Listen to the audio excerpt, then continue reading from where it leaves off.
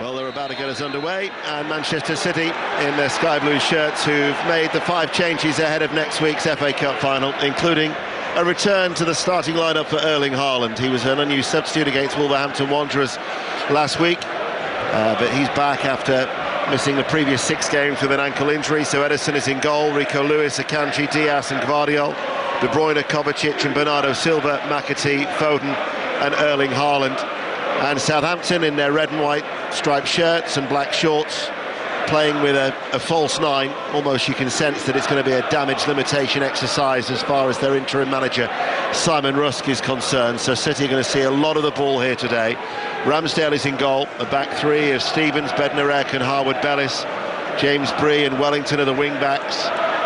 We've got Chukwu and Downs and Dibbling with Mateus Fernandes and Sulemana. And it's just a question of when Manchester City score the goal as De Bruyne whips an early ball in from the right and it's headed behind for a corner kick. Yeah, 1 minute in, and that is the first touch for Southampton. They just sat in a 5-4-1 formation with Sulemana as the centre forward, as almost a 5-5 formation, and no one's got tight to the ball yet. They've allowed Manchester City to play. They've now allowed them to pass and work the ball all the way towards their goal. Well, we're going to go racing. It's at Lingfield. It's the Derby Trial Stakes and John Hunt. And we're at halfway, yeah. Hard to believe. Just 4 weeks to go until the Derby at Epsom.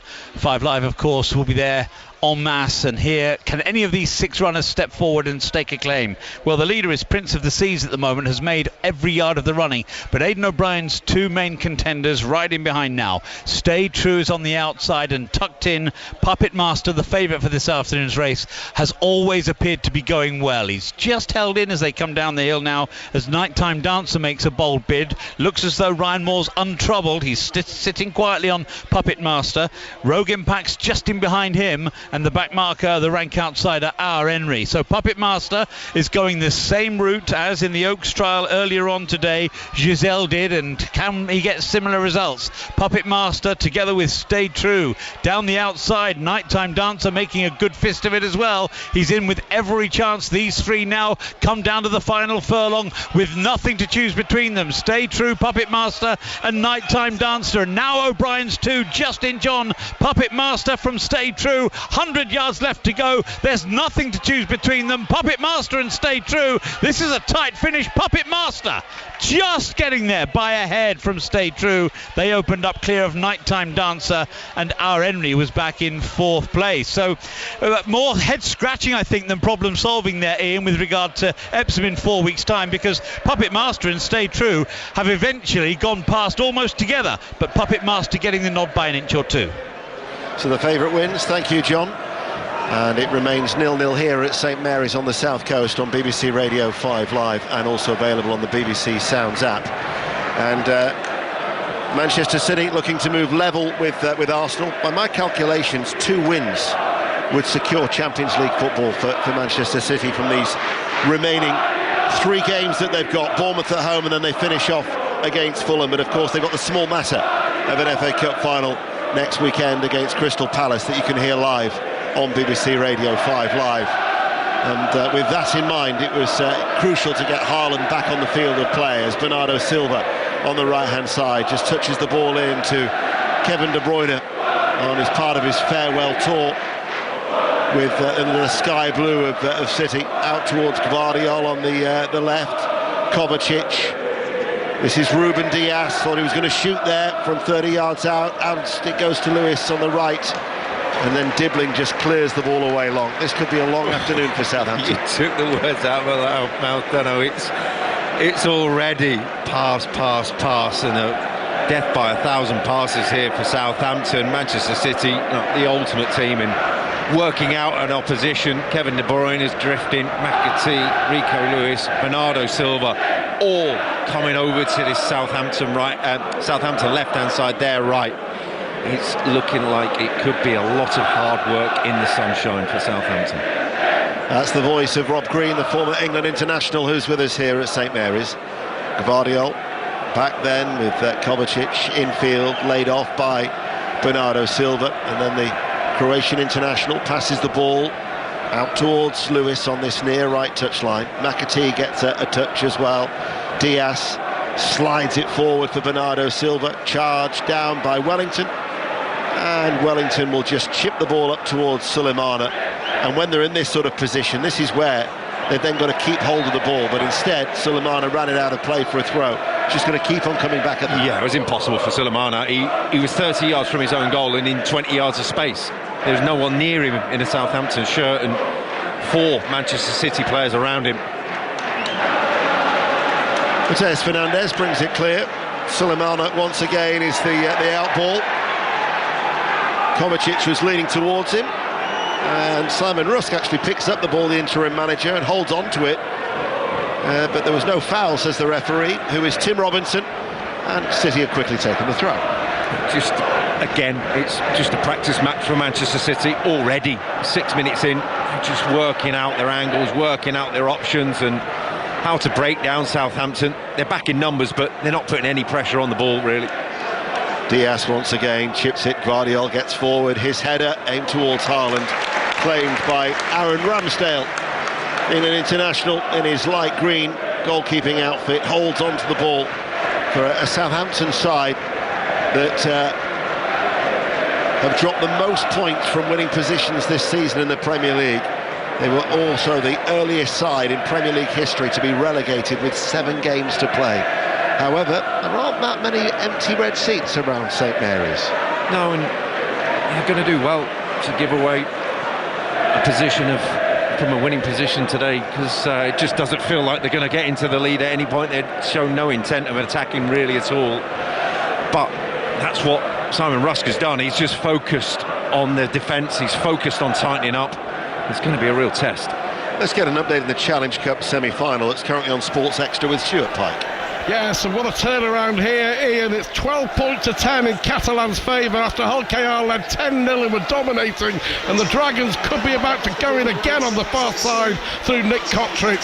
2 tries in 3 minutes from Catalan, 13 minutes to half-time. They lead Hull KR 12-10. Thanks, Stuart. Not only is it live on Sports Extra, it's also live on BBC One television. That semi-final that's been played in York. Here is Lewis for Manchester City, 0-0. De Bruyne's forward ball cut out by Wellington. Left wing back, but primarily playing as a left back, really, isn't he?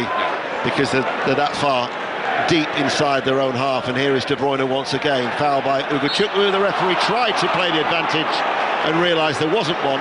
And instead, City get a free kick close to the right corner of the penalty area. 0-0, 8 minutes played. Yeah, Southampton bench are not happy.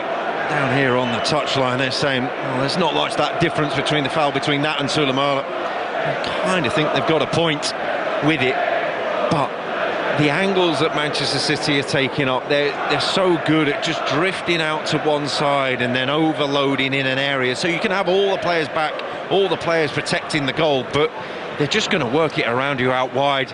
They've done that 2 or 3 times already.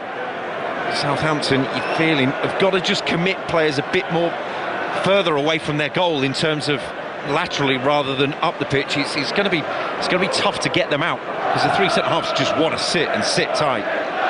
Well, Foden and De Bruyne stand over the free kick.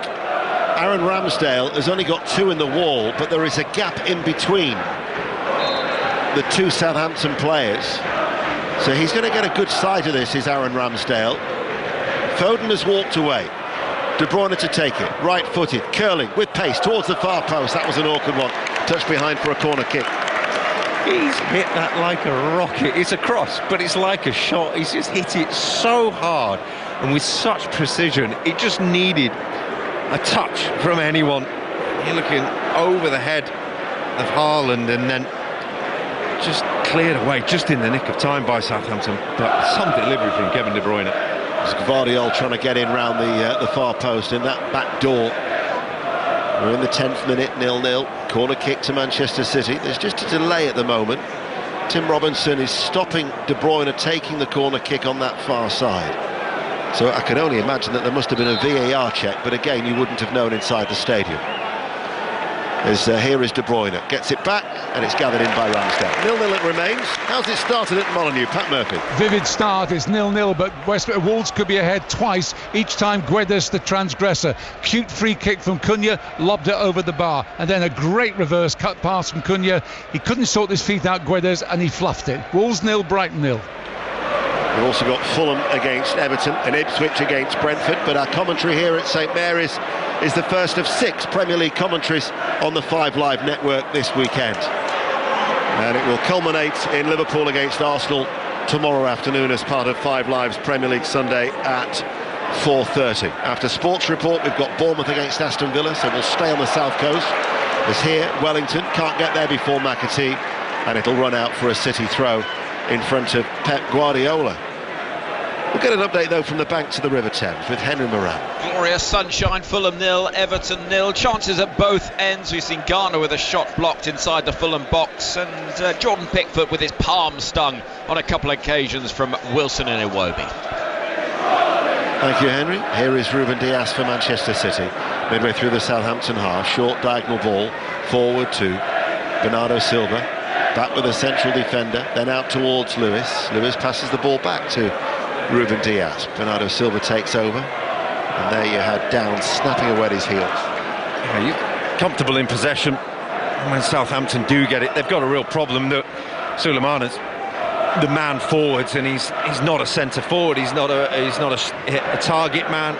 He's not a big player in any way, shape or form. So with Bernardo Silva and Kovacic sat in front, and the 2 giants of centre halves in Diaz and Akanji behind Suleimana, he's going to have real work cut out to even get an inkling of where the ball's going to come in and how he's going to hold it up. Ahead of the cup final next week, I wouldn't put this down as being a rigorous test for Manchester City. As here is Foden on the edge of the area. Foden tees up Bernardo Silva, quickly shuffles the ball out to his right. Rico Lewis back then towards Ruben Dias. Guardiola, who was fouled, is back on his feet. And then the ball is played back with Akanji. They are going to dominate the possession as Dibbling gets tight to Kovacic. Lewis stays high up on this near side, the right, passed with purpose infield, and Bernardo Silva couldn't control it, and then Bednarek's attempted clearance has struck the back of his colleague Flynn Downs and has ricocheted behind for a corner kick. Too many cooks. That could have gone anywhere. There's just so many bodies back there covering round, not a Manchester City player in sight, and just trying to get it as far away from the goal as possible, and uncontrolled from Southampton. 0-0 it remains though, 12.5 minutes played. BBC Radio 5 Live. We're also live on the World Service, wherever you are in the world. It's a pleasure to have your company this Saturday afternoon. BBC Sounds app, as Tim Robinson has spotted a little bit of pushing and shoving. Dibbling and Downs and Diaz have just been spoken to by the match official as we wait for the corner kick to be taken. 13 minutes played. Foden's going to take it. This should be an in-swinger from this near side, the City right. Haaland waits, jumping up and down with his arms outstretched is Ramsdale. It goes deep towards Haaland, heads it back goalwards, flicked on, might drop to McAtee, but it doesn't. Wellington heads it away, and then it's sliced clear, and it's going to drop behind and out for a throw by the corner flag. Update from Ipswich, Chris Coles. Ipswich 0, Brentford 0. No signs of Ipswich meekly ending the season, accepting of their fate. They've made a bright start, creating the game's only chance. A Hutchinson cross, Delap's header, well saved by Flecken. 0-0. And from the throw on the right-hand side, it's back with Lewis, almost level with the penalty area. Still goalless in the sunshine on the south coast. BBC Radio 5 Live. Here is Akanji. Akanji, who returned against Everton recently after missing 11 games with a groin injury. As there's a foul by Manchester City, and the ironic cheers. It's against Mateus Fernandes. Free kick in favour of the home team. Yeah, respite for Southampton. They've got 14 minutes through the game and they've not had any shots on goal. They've probably a couple of mistakes from themselves in clearing and have been the biggest problem for them so far. So it's all been quiet. It's got very much a feel of it's almost a pre-season friendly to it, although not an end-of-season game. And it's just players finding their feet, working their way through. Very few touchings for Erling Haaland so far. He's had to stand and have more of a watching brief, really. 80% possession for Manchester City. It could have been forgiven for thinking it could have been higher. I'd say that's a generous 20, isn't it? Gvardiol with a throw, midway through his own half, back to Akanji, who just trots, and then Ruben Dias passes the ball out to Lewis. Quarter of an hour played. Dias will give it back to Lewis. McAtee is ahead of him. De Bruyne is also going on, and Haaland lurks just outside the D of the penalty area. McAtee, just a little touch there. Very, very comfortable this for Manchester City. Bernardo Silva, Akanji carries the ball forward. Out then to that far side, Gvardiol moving out to left back, part of the 5 changes. O'Reilly, of course, who's dropped out of the side, had been playing there. It's chipped forward towards Gvardiol. His header though goes slightly behind Foden, and they're able to clear that, Southampton, with Downs, but only as far as Akanji, who just steps forward. Thought he was going to shoot then from distance. Instead he slides it out towards Lewis. His cross, headed out, drops then towards Kovacic. He fires it goalwards, blocked by the chest of Ugachukwu. You said it early on, training exercise. Yeah. And he's just coming back now. Sulemana is the furthest player away from the goal, and he's 22, 23 yards away from the Southampton goal. I don't know what a Southampton supporter would have paid for today's game, but it wouldn't have been cheap. No. And you're basically coming to see your side defend. Yeah, and you can see why they want to do that. You can see that conceding goals has been such a problem for them. Mistakes have been a problem. You give yourself a fighting chance within the game, but they're not throwing a punch here. Ball almost laid into the path of Haaland from Gvardiol. Dibbling will run the ball clear over on that far side, and then he turns and passes the ball back to Taylor Harwood-Bellis, of course a former Manchester City player who they actually signed for £20 million after a loan, and then his ball across the back reaches Stevens. His forward ball almost cut out by De Bruyne, but it does reach Ugachukwu, and now all of a sudden they can venture forward or close towards the halfway line, and then Wellington goes back and Stevens all the way back to Ramsdale. Haven't had much to cheer about, these Southampton supporters. 12 home games without a league win since they beat Everton at the start of December, so they're on a club record run with no home league win in all of that time. The manager, Simon Rusk, has just been down. Talking of cheering, much to cheer about. He's cheering the fans, trying to get them to get behind the team here, but there's barely been a touch in the Southampton half, in the Manchester City half so far. There's been a goal though at Craven Cottage. Henry Moran. Oh, Smith Rowe with some fine work down the left-hand side, chipped the ball into the centre of the box, and there arriving was Raul Jimenez, powering the header beyond Pickford. Fulham 1, Everton 0. So Fulham are ahead. Here is McAtee in the penalty area. Ball just nicked through by Lewis, cleared again by Bednarek, and it's hoisted downfield. And in fact, Pep Guardiola scoops the ball off the purple cone and hands it back to Bernardo Silva as play is back underway. Another update in the Rugby League. Stuart Pike. Well, this semi-final is just getting better here. 16 points to 12. Hull KR now lead again. Brilliant try by the magic man Mikey Lewis after a sublime pass from John Whitbread. Lewis with the extras, 5 minutes to half-time. Hull KR 16, Catalan 12. Commentary continues on Sports Extra. 19 minutes played here at St Mary's. 0-0, and Wellington unable to keep the ball in play. It'll be a City throw. It's an interesting one for Manchester City, and I've thought this a bit when they play against this low block. They've got such wonderful footballers, technical ability, that take up spaces in and around the Southampton defence. Why not just chuck Dias up front and swap? You want Kevin De Bruyne more on the ball than you do Dias, and Dias has had twice as many touches so far.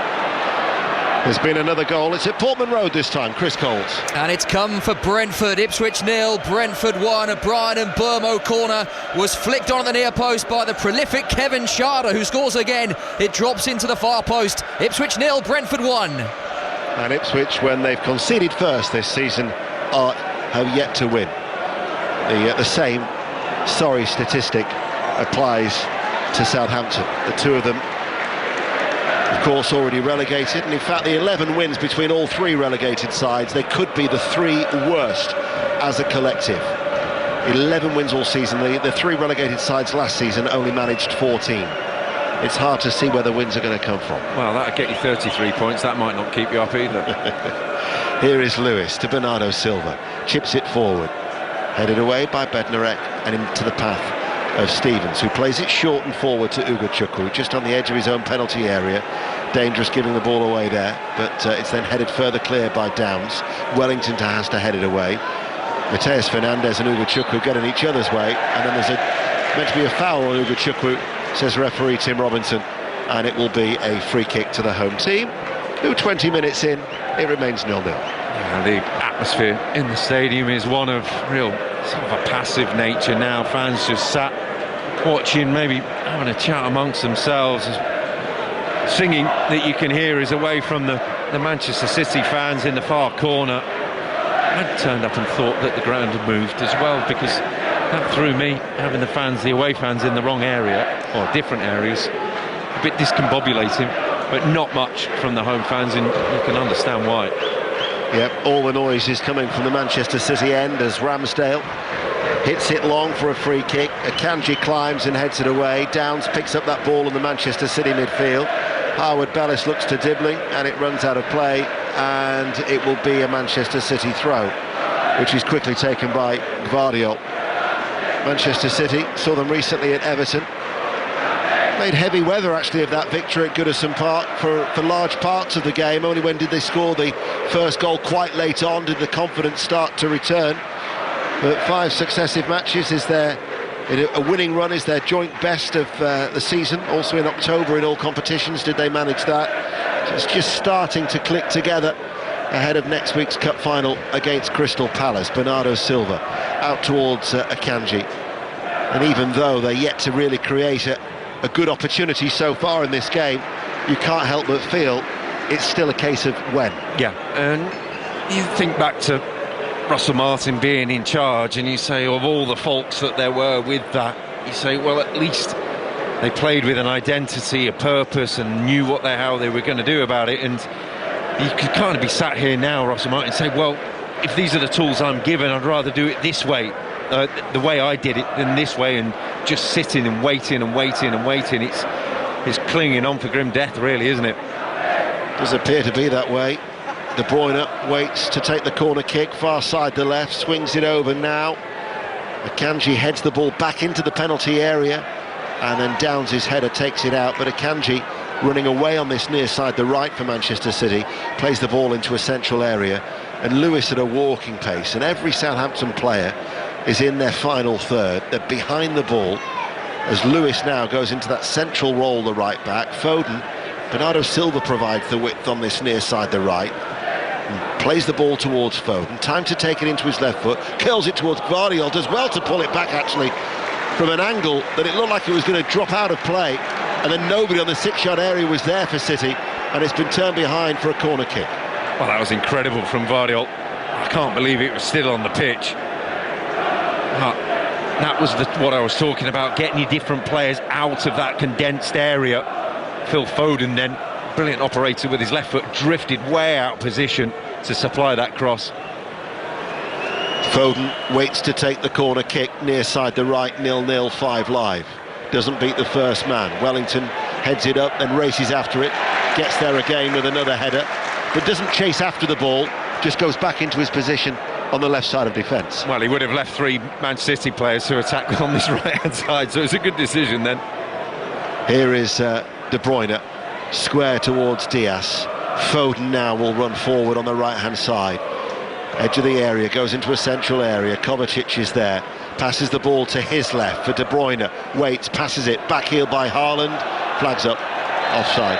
Free kick, and it remains 0-0. We'll go back to Molineux. Pat Murphy. It's still 0-0 here, but Brighton thought they'd scored. Welbeck bundled in an in-swinging centre. The linesman immediately flagged for offside. VAR are checking it. I brought War and Peace with me, Ian. You could cut the tension with a knife, couldn't you? I'll let you know. OK, thank you, Pat. Fulham leading Everton 1-0, Ipswich 0, Brentford 1. And Pat's going to keep us up to date regarding that incident at Molineux. Bournemouth Aston Villa is our next commentary at 5:30, and then it'll be 606 08085 909 693. as the ball goes long. Akanji flicked away by Kovacic. Bednarek controls it. Haaland will run towards him. He doesn't go back to his goalkeeper, instead he goes towards Stevens, but De Bruyne was closing him down quickly, and they're trying to play out from the back here at Southampton, and Manchester City are looking to try and press at every opportunity. I thought you were poised to say something there, Rob. No, first bit of sustained pressure, possession, for Southampton, and 25 minutes in, we haven't had a shot against us. We're looking more and more composed, trying to come up with a case for Southampton here to go forwards, and these are the times that you say, well, when you start to feel comfortable, they can be the most dangerous against someone like Manchester City. Ball is hit long by Bree. Sulemana gives chase, keeps hold of the ball as well. Did very well, actually, bearing in mind he was an isolated figure. Dibbling's forward ball, looking for the run of Mateus Fernandes, and there was Kovacic just to tidy things up, and Manchester City deal with that threat. I'm just thinking Ederson touched the ball from the kickoff, didn't he? Because he wouldn't have touched it since. That's right. And I'm not sure he'll touch it too many times either between now and full time.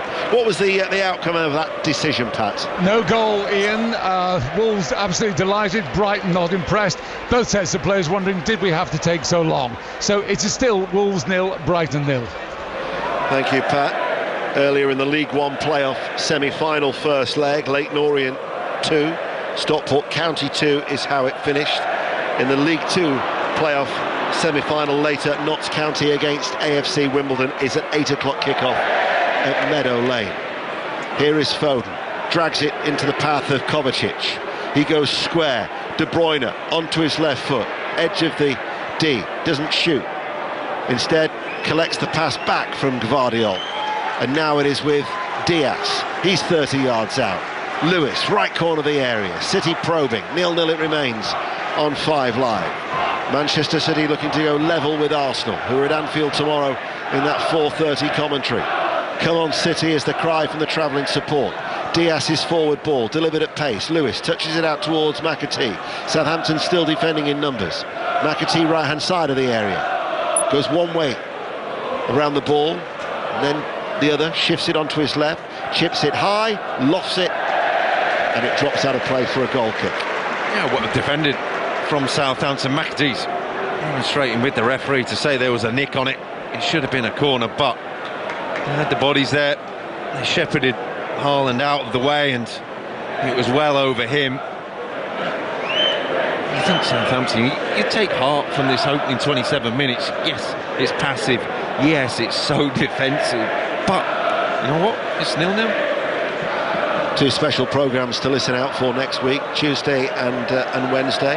But before I tell you about that, we're going to Molineux. There's a penalty. Pat Murphy. It's to Brighton. This after Van Hecker had been brought down. There's no dispute about that, although it took an interminable time actually to make the decision. The score is 0-0, and Brighton will probably feel vindicated having had that goal disallowed a couple of minutes ago. Here we go now.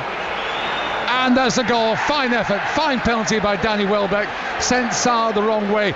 The goal is against the run of the play, but Wolves have gone off the boil after a tremendous start. Brighton have got back into this game. They now lead Wolves 1-0. Well, that is a surprise, given that of the 4 Premier League games this afternoon, as the ball is chipped towards Haaland, Foden running away from goal and out of the penalty area on the left-hand side. I'd have said to you, approaching 3:30 on this Saturday, as the cross comes in, the only goal in the top flight would be goalless. You probably wouldn't have suggested St Mary's ahead of Craven Cottage, Portman Road or Molineux. No, and you're looking at the other teams with maybe something to play, maybe nothing to play, really giving it a go. But this is a case of attack v defence, and so often you can do this in training for 45 minutes, for an hour, and actually only have 8 players, only have 4 players and hold out. It's just how long can you hold out, and Southampton have done that so far. Yes, they have. And for all the possession that Manchester City have had, they are yet to have a shot on target, and it remains 0-0. In the Challenge Cup semi-final at half-time, Hull KR 16, Catalan Dragons 12. The second half will be on Sports Extra and live on BBC One. switching codes. We'll find out in the Rugby Union what's happening between Bristol and Bath. Molly Stevens. Bristol Bears 0, Bath 7. Bristol started the far more physical side, but they have 2 players in the sin bin, and now Bath fly half Kieran Donahue has converted his own try. Bath lead 7-0. Half an hour played here at St Mary's. The ball up towards Suleimana. His heavy touch presents it to Kovacic. De Bruyne now takes over. Thought he was pulled back there by Ugachukwu, and the referee has given a direct free kick to Manchester City, fractionally left of centre, not too far from the D. Well, I don't know how that's not a booking. It's 20 yards from goal, going in on goal. It's a promising position. There's an attempt of a pull, and then manages to pull him back, and he doesn't manage to bring out a yellow card. That's quite remarkable. That was one of those earlier in the season, would have been a yellow, isn't it? Any other game in the Premier League so far this season would have been a booking. Just recall that something similar happened at Old Trafford on Thursday night in the Europa League when Manchester United played Athletic Bilbao. We'll just stay with this free kick for Manchester City, then we're going to go to Celtic, where there has been a goal at Parkhead.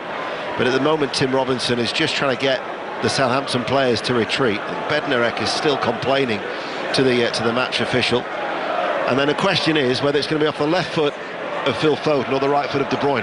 There's only one answer to that, isn't there? And he's scored one recently, scored a free kick recently, and I think every fan here wouldn't really mind if Kevin De Bruyne had another little goodbye farewell goal, and he's really come to the party in recent weeks, hasn't he, for Manchester City since the announcement?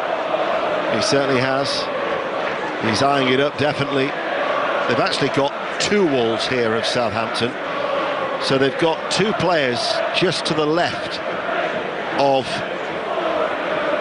a 5-man wall, so Ramsdale is not going to really be at all well sighted, but he seems happy, does Ramsdale. He just checks at his near post, moves away from that right-hand post, and now takes up a position to the left of his goal.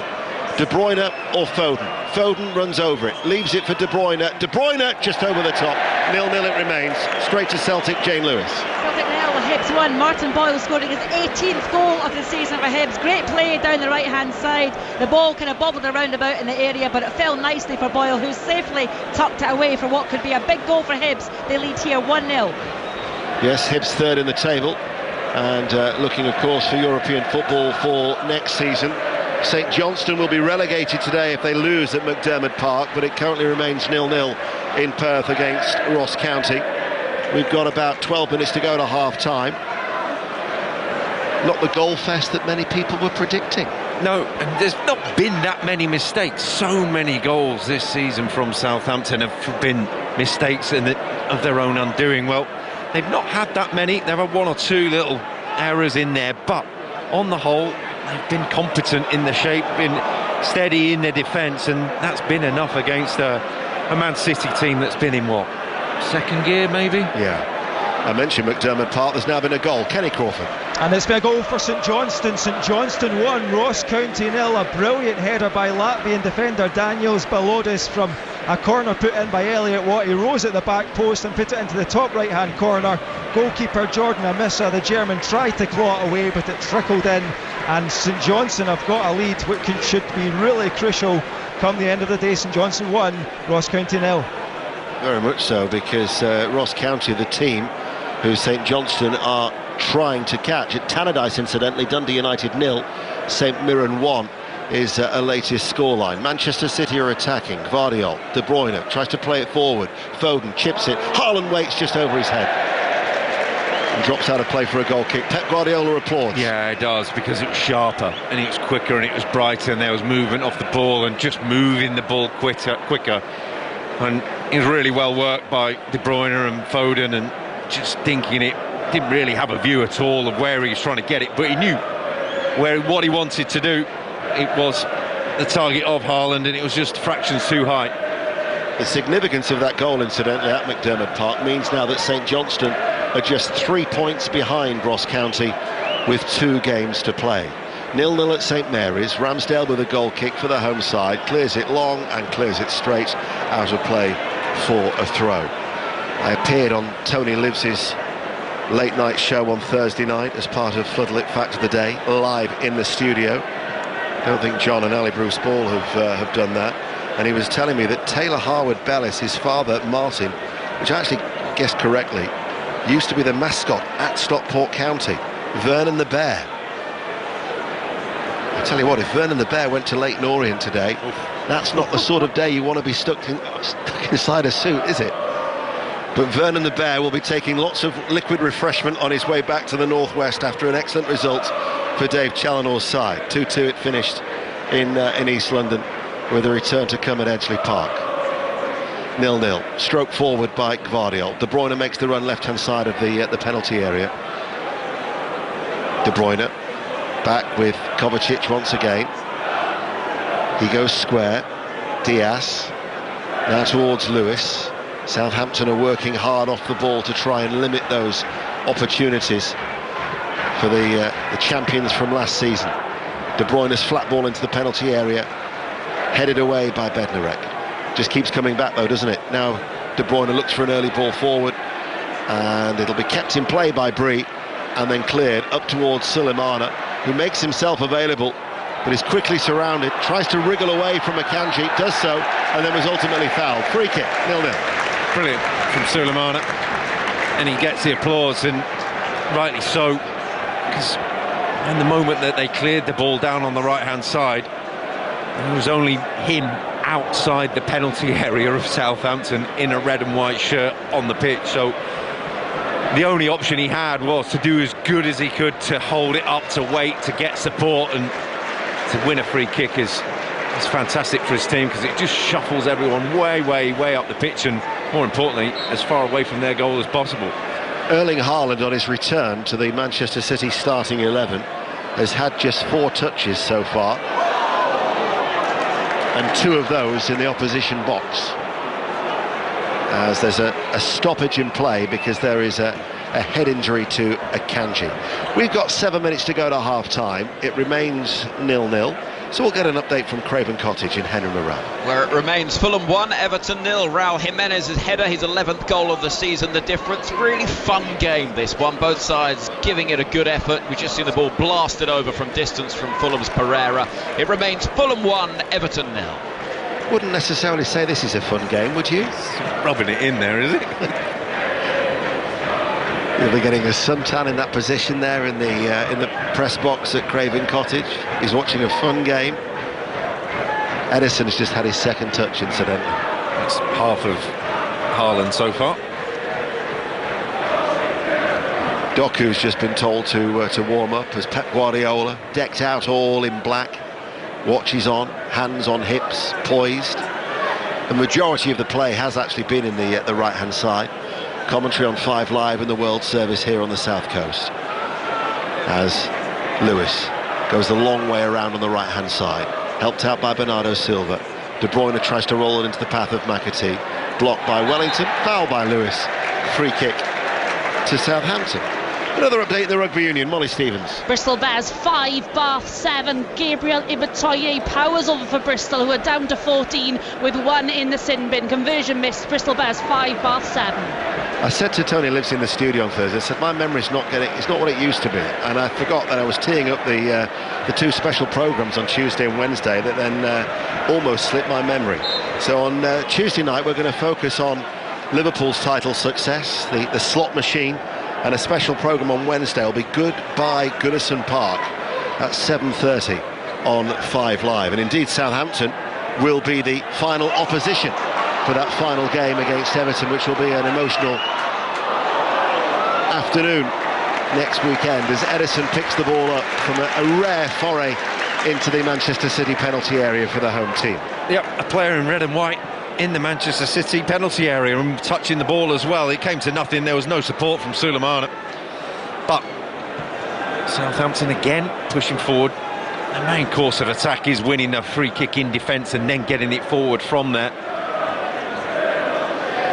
Foden finds Gvardiol, left-hand side level of the area, just in that tiny little bit of shadows on as the pitch is bathed in sunshine, with the exception on that far side for about a matter of, I don't know, 3 or 4 yards in from the touchline. Here is Diaz. Kovacic. Guardiola stays out wide, but instead Akanji showing no ill effects from that knock to the head. Foden passes the ball out wide to the left. Closed down by Bree, level with the area. Still goalless with 5 minutes to go to half-time. Kovacic comes forward. Diaz. Is he going to have a pop? He was. Has a second pop. Both are charged down. Second one manages to find its way through and is picked up by Ramsdale. We'll get an update from Portman Road and Chris Coles. Ipswich 0, Brentford 1. Brentford in complete control of this one. They should be 2-0 up. A rare and Burmo miss from a decent position. Slight angle, didn't strike it as cleanly as he'd like, and it was comfortable for Palmer in the Ipswich goal. Ipswich 0, Brentford 1. Here is Mateus Fernandes coming forward, passes the ball out wide. Cross delivered in first time from the right by Bree, and Bernardo Silva gets it away. Just listen though to the response from Southampton, showing a little bit of ambition, a bit of adventure. The first time they've got any numbers up the pitch in open play, and the crowd respond, and the game becomes alive all of a sudden, and you get the feeling, yes, you're sitting in and you're sitting tight, but you need these moments every now and again just to keep everybody on board. Be careful what you say, incidentally, because Harry Poole and Emlyn Begley, who are doing the live text on the BBC Sport website, when I said I wouldn't necessarily say this is a fun game, have actually put that as a quote on the live text.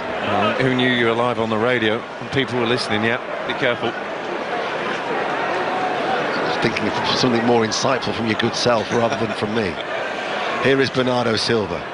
Rico Lewis. I might require that live text feature if I can't get the quiz question that you posed to me ahead of kickoff. 0-0 it remains. We've got 3.5 minutes to go to half-time as Rico Lewis and Mateus Fernandes just start to have a little bit of words exchanged between the pair, that Tim Robinson just tries to make sure everything's okay.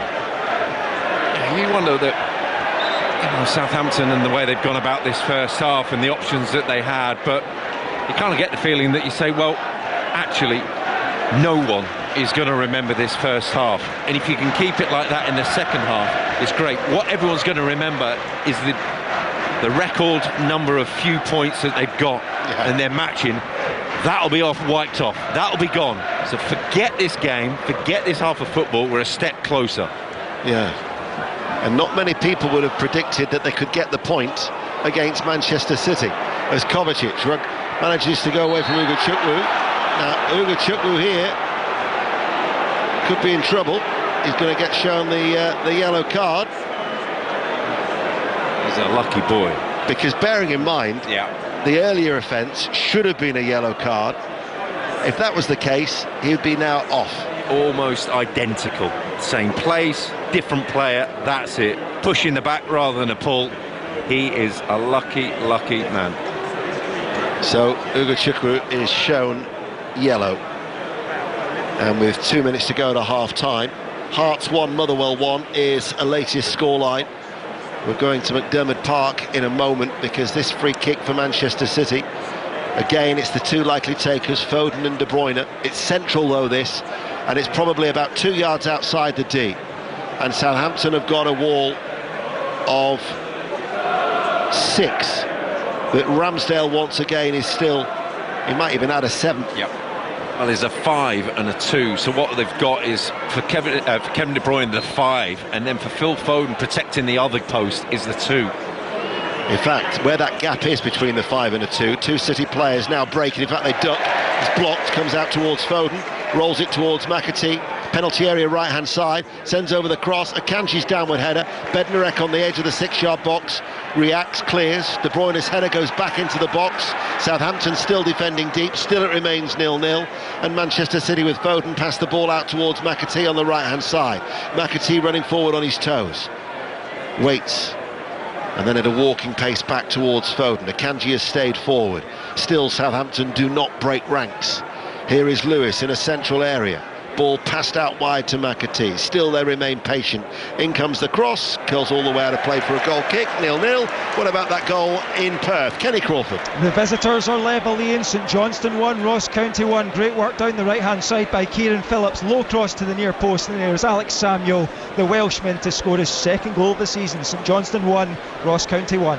So that re-establishes the 6-point buffer that Ross County have, and means that St Johnstone are continuing to teeter from a relegation from the Scottish Premiership. Molly Stevens in the Bristol Bath Rugby Union. Indeed, Bristol Bears have come alive with all 15 players back on the pitch, in the lead for the first time. Rich Lane with the try, AJ McGinty converts. Bristol 12, Bath 7. Find out how much added on time there will be as we tick by to the 45-minute mark, Rob. Yeah, and I think, well, judging by the amount of fans that are leaving, they've already made their minds up. It's not going to be enough, and not enough to stay and watch. They still haven't had a shot on target, though, have they? Manchester City. Here is Haaland, getting a couple of touches in the opposition box. Pulls it back to Kovacic, shoots, takes a deflection. Corner kick for City, 0-0. Well, they've got 2 minutes now, Southampton, to see it through to half-time, and like I was saying, it's a almost instantly forgettable first half, but the work that they have done has been sufficient, and it will all be in vain if they have a little slip up here, so need to be concentrating. They've had one shot on target. I'll be honest with you, I can't recall what that was. Or was that the one, the effort that was just picked up by Ramsdale from the Foden effort? In comes the corner kick, headed behind, and behind it goes for a goal kick. Came off the head of a Kanji from that left-hand side. Another goal at Celtic, Jane Lewis. Yeah, there has. Nicholas Kuhn has just equalised for Celtic after the Hibs goalkeeper came out to save an initial shot from Adam Ida. There is actually a VAR check to see whether there was a possible offside in that, but as things stand, Celtic are back in this one each. In fact, it was Ruben Dias who had the shot, wasn't it? The one that went to the second time. First one was blocked. Second one managed to get through. If you say so. Yeah. It's like this half. Pretty forgettable. And we're into 2 minutes of added on time. BBC Radio 5 Live, and a free kick that Bernardo Silva... Oh, now He's off. He should be off. Ugo Chukwu should be off because he's been shown a yellow card. He's just deliberately stood in front of Bernardo Silva to prevent... Why is that not a It's a cop-out from the referee. He said it wasn't taken in the right place.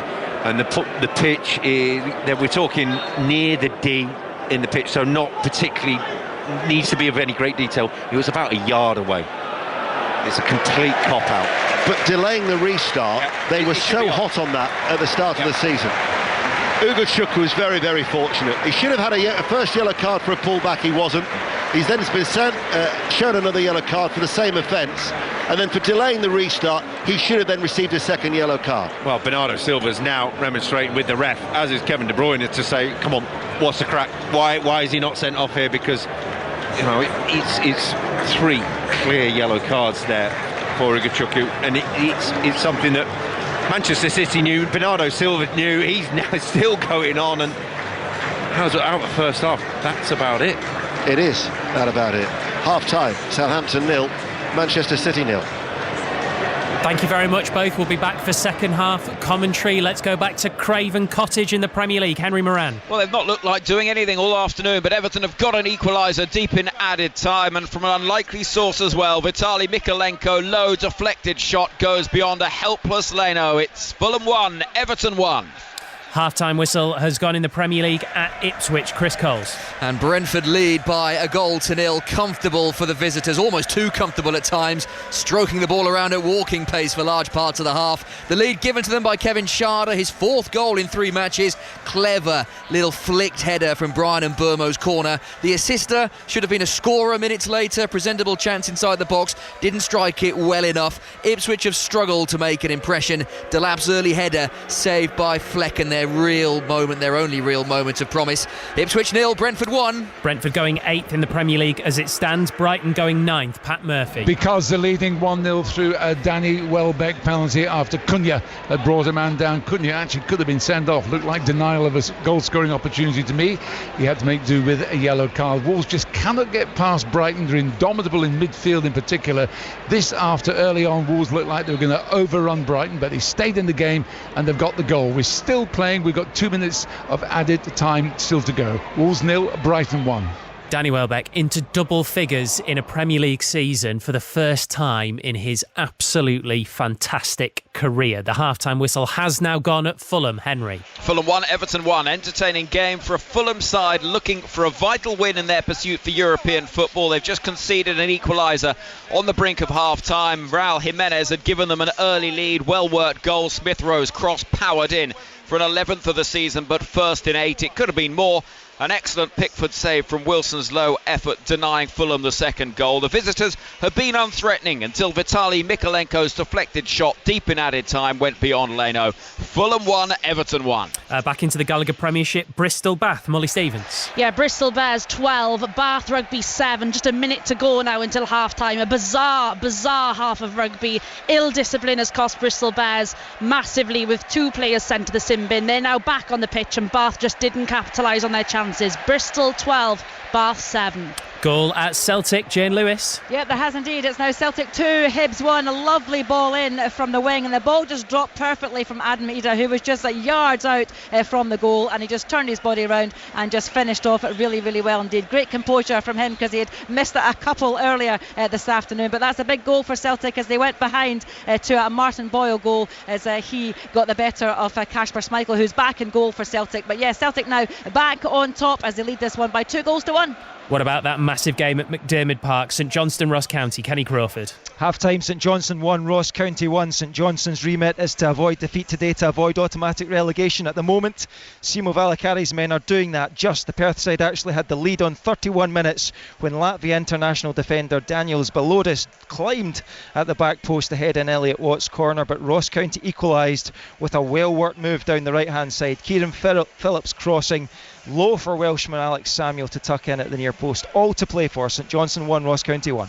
Let's check back in on that Challenge Cup semi-final for the men. Hull KR Catalan Dragons. Stuart Pike. 18 points to 12 it is to Hull KR. 12 minutes gone in this second half. A pulsating semi-final. One score in this second half. Mikey Lewis with a penalty. He's been the outstanding player on the field so far. And at the moment, Tony Smith, you feel like Hull KR are turning the screw. They are. They're back on top here. Like the first 20 minutes of the first half, they've found their way back in. Mikey Lewis is controlling everything for them. Well, that's another kick upfield there by Lewis, well taken by Espuro Bichet, the teenage Catalan fullback who's been outstanding. 12 minutes gone in the second half of this semi-final. Hull KR leading Catalan 18-12. In the women's semi-final earlier, it finished Leeds Rhinos 14, Wigan Warriors 44. Switching codes, try at Bristol Bath. Molly. Yeah, absolutely. We're waiting for the conversion, but Bristol are powering ahead now. Bristol Bears with a narrow lead at half-time, 19-7. They started the stronger of the two physically, but ill discipline has cost them massively this afternoon. Bath scored first through fly half of Kieran O'Donoghue, but couldn't add to their tally. Since then, Bristol have been powering ahead. Gabriel Ibatoye with a try, also Rich Lane, and now Gabriel Ogre adds to it. Bristol Bears 19, Bath Rugby 7 at half-time. Half-time whistle at Molineux in the Premier League. Pat Murphy. Brighton lead 1-0. It was a half of two halves. Earlier on, Wolves looked irresistible.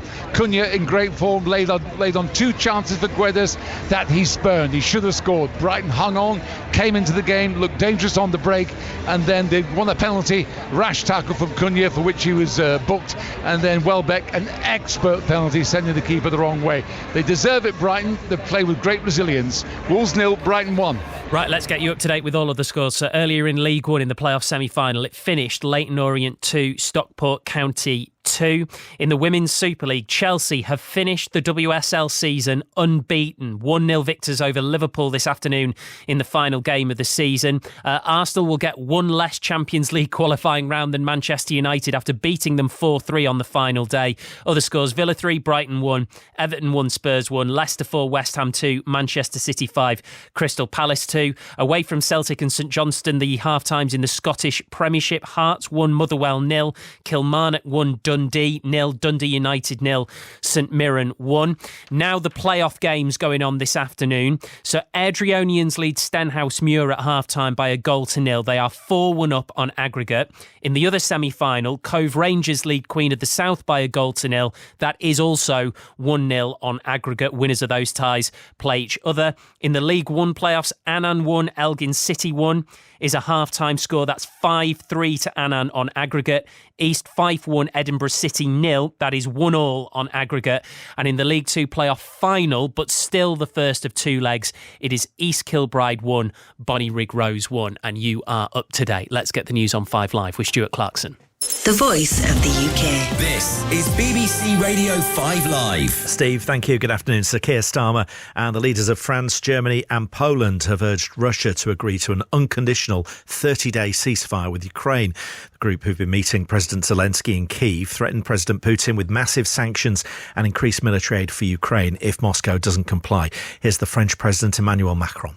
Now, together with some 20 countries, member of the Coalition of the Willing, we decided to support a ceasefire as from Monday without any precondition for this ceasefire, neither on the Ukrainian nor on the Russian side.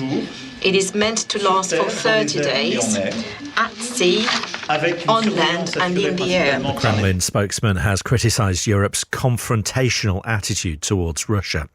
After 4 days of cross-border attacks, India and Pakistan have agreed a full ceasefire. The truce was announced by President Trump, who said mediation by the US achieved the deal.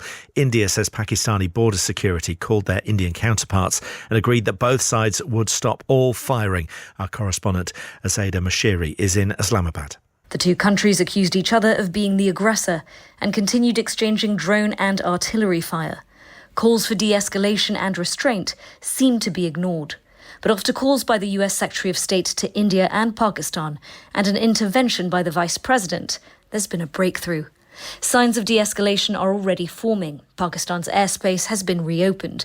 The United States has said India and Pakistan will start talks on what it called a broad set of issues. It seems the negotiations are not over yet. Police are investigating an alleged attack on a prison officer at HMP Belmarsh by the Southport killer Axel Rudakabana. The BBC understands the 18-year-old's accused of pouring boiling water over the officer on Thursday. The prison service says violence in jails will not be tolerated. And the founder of QuickFit, Sir Tom Farmer, has died at the age of 84, as well as running the garage chain. Sir Tom was a majority shareholder in Hibernian FC for 28 years until 2019. Good morning, welcome to 5 Live Breakfast with Rachel and Rick. We've got a little special edition of the Up-Down quiz coming up. I'm testing you this time. Oh, so it's You're me playing against me. Yeah, your favourite kind of game. Struggle. Yeah.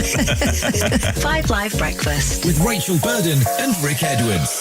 Listener just stopped by to say hello, Rick, called Gary. He described you as my other half. He said you need to put your other half back in his box. I love being out of the box, though.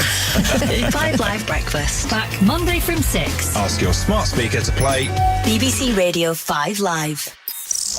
This is 5 Live Sports with Steve Crossman. Listen on BBC Sounds. Another try in the Men's Challenge Cup semi-final. Hull KR Catalan Stuart Pike. Well, a big try and a big play from the Hull KR fullback Jack Broadbent. A superb solo effort on an arrowing run towards the line. Lewis with the extras, and they've extended their lead. There's 23 minutes to go. Hull KR are now dominating, leading Catalan 24 points to 12. And there's live commentary right now on 5 Sports Extra from York to Rome, two great historic cities. Yannick Sinner returns to action at the Italian Open later, but correspondent Russell Fuller, not the only story in town. Because the champion Iga Swiatek, playing very erratically, is out. She's lost 6-1, 7-5 to Danielle Collins, and it means she'll try and win a 4th consecutive Roland Garros title later this month, having not reached a single final in the intervening 12 months. Britain's Jacob Fernley served to take Matteo Berrettini into a 3rd set, but went on to lose a tie-break to go down in straight sets. But in all honesty, today really is all about Yannick Sinner. I've just been watching his practice session, Steve, although I could barely see a ball. Too many people, children on parents' shoulders, others balancing on pot plants and even a fire hydrant to get a better view. Thank you very much, Russell. Half-time scores are a quick reminder in the Premier League. Fulham 1, Everton 1, Ipswich 0, Brentford 1, Wolves 0, Brighton 1. In our commentary game, Southampton 0, Manchester City 0. We'll be back there shortly. Chelsea beat Liverpool 1-0 to go through the WSL season unbeaten. They finished 12 points clear of Arsenal. They will end the season against Manchester United in the FA Cup final next weekend. Here's manager Sonia Bonpastor. Feels great. Just to have the opportunity to be champions, home game in front of our fans. I think today again they just showed they are unbelievable, and I think they were unbelievable all the season. And I think to have the opportunity to lift the trophy in front of them and just again to get a win, 3 points and break records, I think it's something we'll keep in mind for a long time. For you though, this is your first WSL trophy. How do you feel? Yeah, I feel amazing. Like, it's difficult only to mention my name. I think all my staff deserve credit. I think we worked really hard this season. It's been tough. Even the last game was tough. We scored at the really end of the game. But it's incredible when you have this feeling like you work really hard and you get recognised. And that's really nice. Chelsea, of course, have lifted a WSL title before, but they have never gone unbeaten. They have never reached that 60-point mark. You have done that. How have you done that? I've done that with all my staff and all my players. You have to have talent and quality in your squad to be able to achieve that. So again, all the credit to my players. They really deserve that. I want to enjoy and celebrate tonight, but we still have one more game to go. And I'm already focusing on what we can achieve for next season because it will be difficult. Sonia Bonpastor speaking to Emily Herbert. So Brentford and Brighton both leading in the Premier League means at the moment Bournemouth will kick off against Aston Villa at 5:30, back in 10th place in the Premier League. A huge game for both teams, Ali Bruce Ball, when it comes to Europe. That's right. So Steve, earlier on in the show you've obviously been talking about the sort of the race for 8th place, and I guess from Bournemouth's point of view and those other teams, it's sort of support Manchester City in the FA Cup final, hope they beat Crystal Palace and try and take care of your own business in the league. Both Bournemouth and Villa are actually in really good form. So Bournemouth unbeaten in 5, Villa have won 6 of their last 7 in the Premier League, and Aston Villa obviously setting their sights slightly higher than that. They start today on 60 points, and it's a chance to play ahead of the likes of Nottingham Forest, Chelsea and Newcastle, who all play tomorrow, to try and get some points on the board and then put the pressure on them. I mentioned earlier, Ali, that it's a mixture at the moment in that fight for Europe between teams who've never played in Europe and teams who've barely played in Europe. Which group do Bournemouth belong to? Yeah. Well, Bournemouth, having never played in Europe, have a squad and a manager who I think would absolutely relish the challenge of doing that. Brighton have obviously done it recently. Their fans club really enjoyed that, and did really well in the group stages. Brentford going for it for the first time as well. I think that's what makes this game tonight, Steve, such an enticing prospect. I was here a couple of weeks ago for Brentford against Manchester United, and Manchester United obviously in the Premier League, very little to play for. Totally different here this evening. Two teams in good form who'll go at each other. It should be great. Very quickly, by the way, Steve, favourite voice of the afternoon for me on 5 Live. I know you're going to say Ronald, the Italian tennis journalist. Now, I'm going to put Ian Dennis and Rob Green as a close second there, but I could have listened to him speak English all day long. It was so beautiful. So hold on. So Ian and Rob Green, then, who you've put them level? Who's ahead on goal difference? Let's give it Rob. Ali, thank you very much. Bournemouth versus Aston Villa in full at 5:30. Over to you, third place Ian Dennis. What was that? I missed the tail end of that. I was concentrating on a substitution. Of course you were. To happen. Ali said our Italian friend Ronald was his favourite voice of the day on 5 Live. Second and third, yourself and Rob Green, but Rob ahead on goal difference. That doesn't surprise me. That doesn't surprise me. Doku has come on, incidentally. Who's gone off? Fine judgment of a man. Ali Bruce Ball.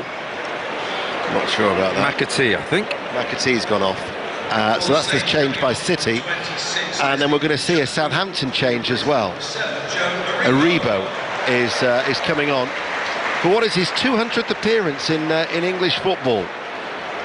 The former Charlton midfielder had that spell, of course, north of the border with Rangers. On Gel Surprise, guess who's gone off? Yeah. Ugo Chukwu, who really should have been. They should be down to 10 men, but let's not grumble. As we're underway in the sunshine, under the clear blue skies, as Southampton 0, Manchester City 0, and this is how the Saints now line up. No real hurry for a lot of the supporters around us, though, to get back to their seats. I think they're quite enjoying the hospitality. Ramsdale is in goal, a back three of Stevens, Bednarek and Harwood-Bellis. Bree and Wellington are the wing-backs. You've then got Aribo, Dibbling, Fernandez, Downs and Sulemana. Red and white striped shirts, black shorts, as Manchester City come charging forward with De Bruyne, out towards Doku. Sky blue shirts and white shorts. On the left-hand side, Doku goes towards the byline, plays it back. De Bruyne sends over a cross, headed away by Bednarek, edge of the area. It will drop. Ederson is in goal for Manchester City. Lewis, Akanji, Diaz and Gvardiol. De Bruyne, Kovacic and Bernardo Silva. Now Foden, Haaland and Doku. Here is Kovacic. He goes square. Come on City, as the cry from the travelling support over on that far left corner early in the second half. Diaz to Akanji. This sedate atmosphere as Lewis will try with a cutback on the right hand side, and it will balloon up in the air, and Wellington will get a throw for Southampton off the legs of Phil Foden. Rob Green. Yep, as you were, and as we were for most of that first half, camped in the Southampton half, or almost in their area entirely. Only Sulemana was outside the penalty area for that passage of play that you described, and he's interested to see Doku come on, a bit of the uncoachable about him, something of a quality of you're never quite sure what you're going to bring him, and realistically that's what City need now. They need something that is something out of nothing, maybe a bit unpredictable. His final ball maybe not the best, but he can bring something to life, especially against a back five, a camp penalty area, one that's basically pretty much covered all over in red and white shirts. They did start the day third in the table, looking of course for a top 5 finish for Champions League qualification next season. So they were 3 points behind Arsenal, who are in our commentary game tomorrow against the champions Liverpool at 4:30. We'll have commentary here on 5 Live. And they're a point clear of Newcastle and Chelsea, and then there's a 3-point gap to Nottingham Forest, who are just outside the top 5, along with Aston Villa, looking to try and sneak their way in. Nottingham Forest and Chelsea play each other on the last day of the season. Here is Doku. Doku waits, they've doubled up on him. Drops his shoulder, passes the ball towards De Bruyne, chips it into the penalty area. Lewis left it for Bernardo Silva, and it drops in between the two and goes out for a Southampton goal kick. Yeah, but Doku coming on, he did drag 2 Southampton players, which meant there was space elsewhere, and it was on the switch, it was on the deeper cross from De Bruyne. There was an overload at the far post, and that's the first time in the game that that's happened. Manchester City have got a player free in the penalty area. It just wasn't the delivery that was required. Southampton's manager has had a change of strip. He's now in his away kit by the looks of it. For those who were paying attention, or for those who weren't paying attention, what was he wearing in the blue in the first half? Here is Doku running forward, burst of pace, carries the ball at speed, then spins away from Bree and delivers the cross that Aribo was headed actually closer towards the byline for Wellington to have to run back to clear, but succeeds in doing so. And Aribo then up towards Mateus Fernandez. I've had 2 challenges in this afternoon so far for this half. One has been trying to stay awake as it's remaining 0-0, and the other one is trying to find that quiz question that you posed. So Rob Green posed me a quiz question just ahead of kick-off about teams since the inception of the Premier League who have won the championship title. Now Rob reckons there's been 23 as Kovacic passes the ball forward, and that's the interception by Fernandes, who almost gives it away, but he finds Dibbling with the socks rolled down, a la Jack Grealish. De Bruyne picks up that loose ball and runs forward, and De Bruyne now, this is with Phil Foden, just showed too much there. Haaland comes back to try and win it back, and then De Bruyne catching Aribo. Ball breaks towards Fernandes, looks for a diagonal ball to Sulemana, dealt with effectively by Akanji, but the referee has to stop play because there's a head injury to Sulemana. And I've been racking my brains, and I think I've got it. I think I'd got the 22 of the 23. So I'd gone with Reading, Leeds, Fulham, Burnley, Leicester, Sunderland, Newcastle, Middlesbrough, West Brom, Wolves, Southampton, Norwich, Ipswich, Queen's Park Rangers, Brighton, Forest, Charlton Palace, Portsmouth, Cardiff, Bolton, Bournemouth, and I think the one I'm missing is Manchester City. The irony. I was hoping that you'd be sat here all afternoon watching them play and not get Manchester City. Credit to you, I think that's all of them yet. Well done, Dano. Yeah. He might move up above me and goal difference now. Possibly. Yeah. No other goals elsewhere in the Premier League. Fulham 1, Everton 1, Ipswich 0, Brentford 1, Wolves 0, Brighton and Hove Albion 1. Incidentally, if you're wanting to tease your mates with that quiz question, and I rattle through them too quickly, get yourself to the BBC Sounds app, dial find the Radio 5, station and schedules, and you can just listen to the live commentary and then press the rewind button, pause, make a note of them, and then who knows, might give yourself a little bit of amusement. Therefore it might not. 0-0, 6 minutes into the second half. Manchester City are attacking, far side the right. Here is Akanji. Sulemana is back to his feet but off the field of play. Temporarily they're down to 10. Here is Kovacic 30 yards out from goal. He goes square. Gvardiol, now Doku, left corner of the area. Doku passes the ball back. Gvardiol, De Bruyne. De Bruyne looks for a shooting opportunity. Can't see a sight of goal. Has to go wide. Akanji, still in a relatively central area. Here is Gvardiol, passes the ball at pace. And so much so, it actually bypassed Doku, but it's bounced off the corner flag and Doku's got it away from Bree. And it's a low ball into the penalty area. At stretch only partially cleared, fired in by Kovacic. The block by Aribo. 0-0.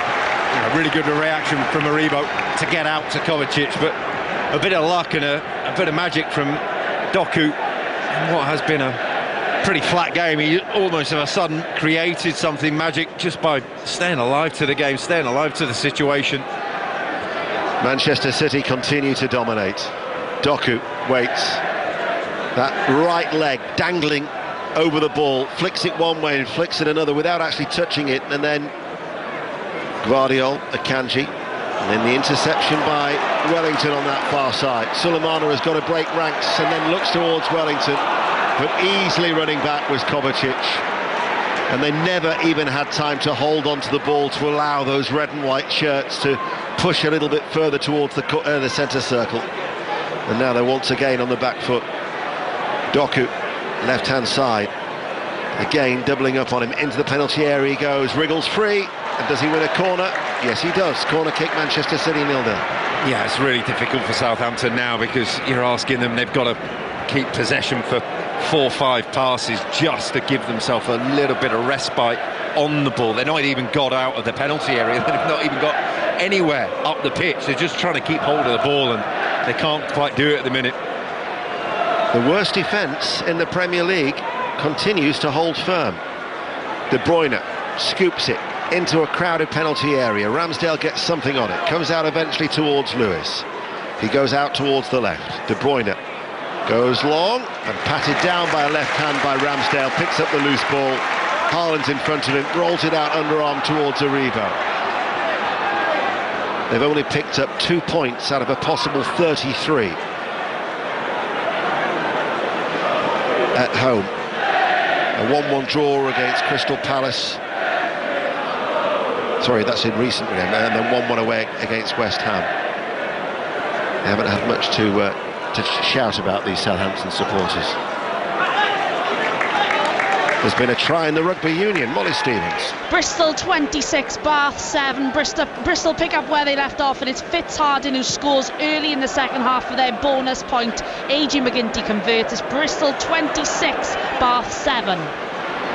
You think 2 points out of a possible 33 from their last 11 games. They only picked up 1 point from their opening 9 fixtures, so the writing has been on the wall from very, very early on for this sorry campaign for Southampton. Well, that's where the damage was done early on in the season. You've got to start the Premier League when you're promoted. You've got to start with wins. You've got to get 3 points. You've got to get ahead of the game just to give yourself a chance psychologically to know you can compete, because deep down so many of these teams come up now knowing that they can't compete on so many levels. It's just so hard that if you don't start with wins, if you don't start with just that kickstart, that momentum, the season it just runs away with you, and it's just, you're looking around at bodies, the shells of people halfway through the season, and that's what happened after half a dozen games here. Well, for the first time in this game, and there's going to be a free kick and then a yellow card shown to Downs for pulling back Foden. Whilst Rob was talking, every outfield player was actually in the Manchester City half. Southampton didn't seem to know what they wanted to do with the ball when they got that further forward. Then they lost it, and that's why Downs then had to give away the free kick, and now they've gone back to defending deep once more, 0-0. Well, they have the plan, which is to defend. They don't have a plan B at the minute, which is to attack. Here is Diaz, 30 yards out from goal, along the ground. Doku, he went to dummy it and then actually inadvertently touched the ball, presented it then towards Bree. Downs finds Dibbling, Doku goes towards him, back it goes to Harwood Bellis on the edge of his own penalty area. A try in that Challenge Cup semi-final, Stuart Pike. 2 tries and Hull KR on their way to Wembley. Broadbent's got his second. Burgess has just dived in at the corner. 6 minutes to go.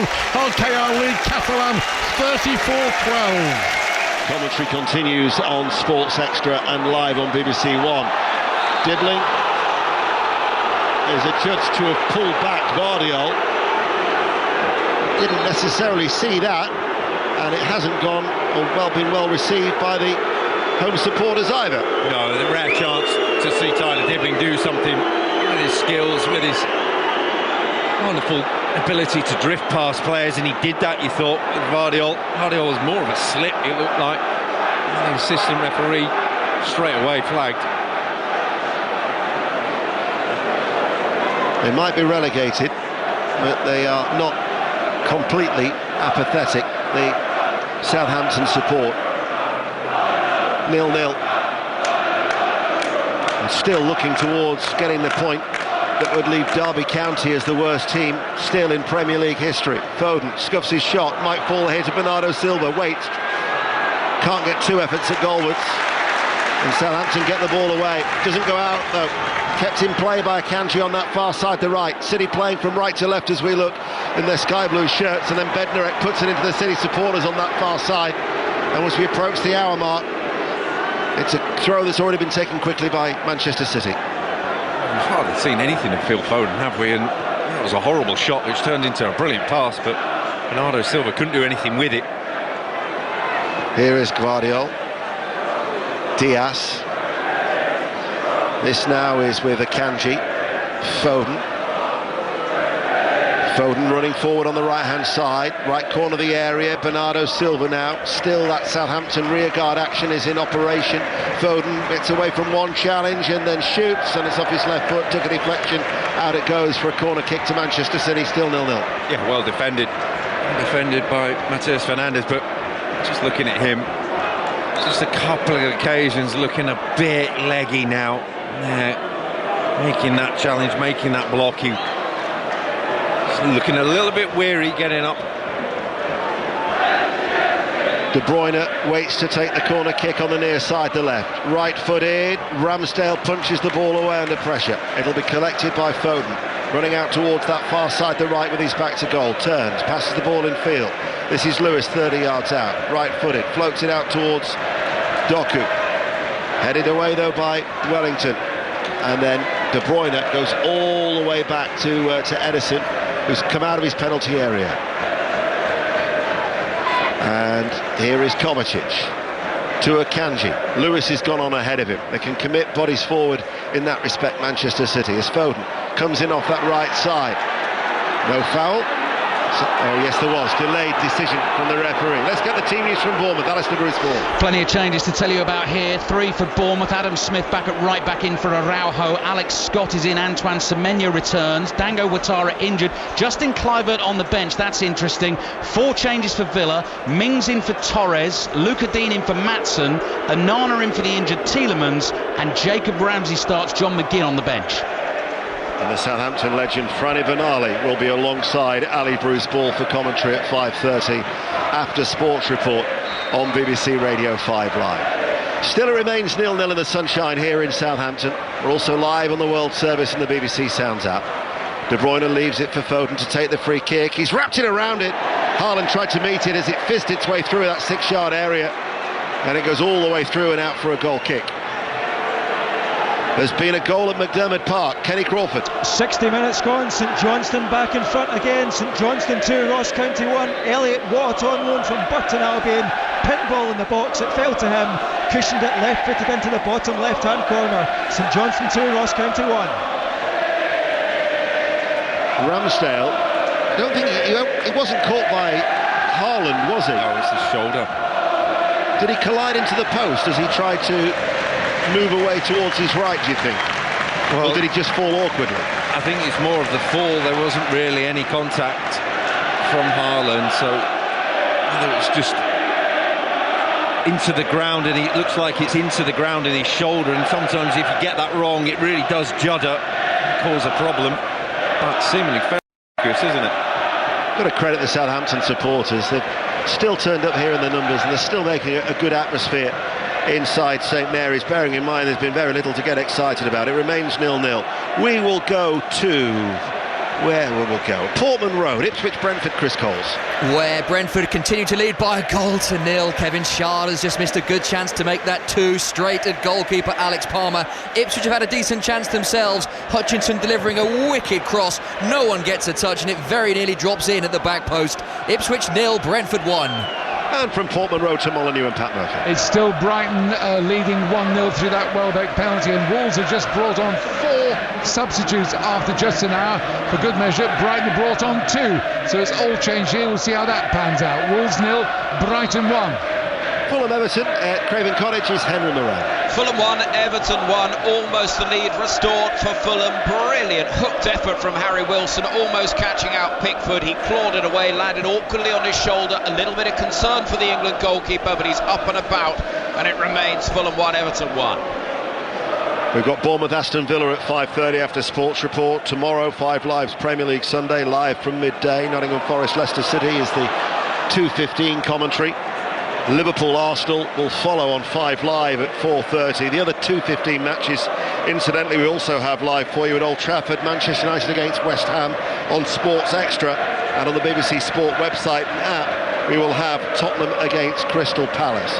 Manchester City looking for a win that will almost but take them one step away from Champions League football next season. Bernardo Silva with his shot, and then inside the 6-yard area it was Jack Stevens, and that could have gone anywhere. It came off his right leg and it's gone behind, sliced for a corner kick.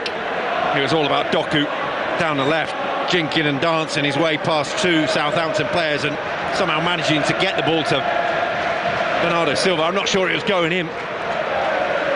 Southampton are going to make a change soon. De Bruyne with a corner, goes deep towards the far post. Akanji keeps it alive with a header. Bouncing ball, missed by Bednarek. Stevens knocks it high in the air and it will go out of play for a throw to Manchester City level with the penalty area. But Bernardo Silva is taken quickly to Foden. And now with Rico Lewis on that far side, the right. Bernardo Silva now running forward. Wellington back pedals. Still it remains 0-0. Here now is Akanji. Bernardo Silva, was he caught by Wellington? Referee says not. And Stevens gives it back to the Brazilian, who was only just getting back to his feet, and they've lost the ball. Archer waits to come on. There's no way out now for Southampton. It's just everybody defending there, and they're just trying to pass it amongst each other. They haven't got anything, very little left in the tank either for any of the players. Dibbling battling with Doku and De Bruyne, tries to hold off Doku, and the ironic cheers is because as Dibbling falls to the ground, a free kick goes in favour of the Saints. He gets a rapturous applause for doing that. That's all 25 yards from his own goal. It's just a battle and harry and scrap just to get a free kick, just to have a bit of respite. This is when you start to feel it over an hour in. He's been coming off the bench in the last 3 or 4 games as Tyler Dibbling. That was his last involvement in the game.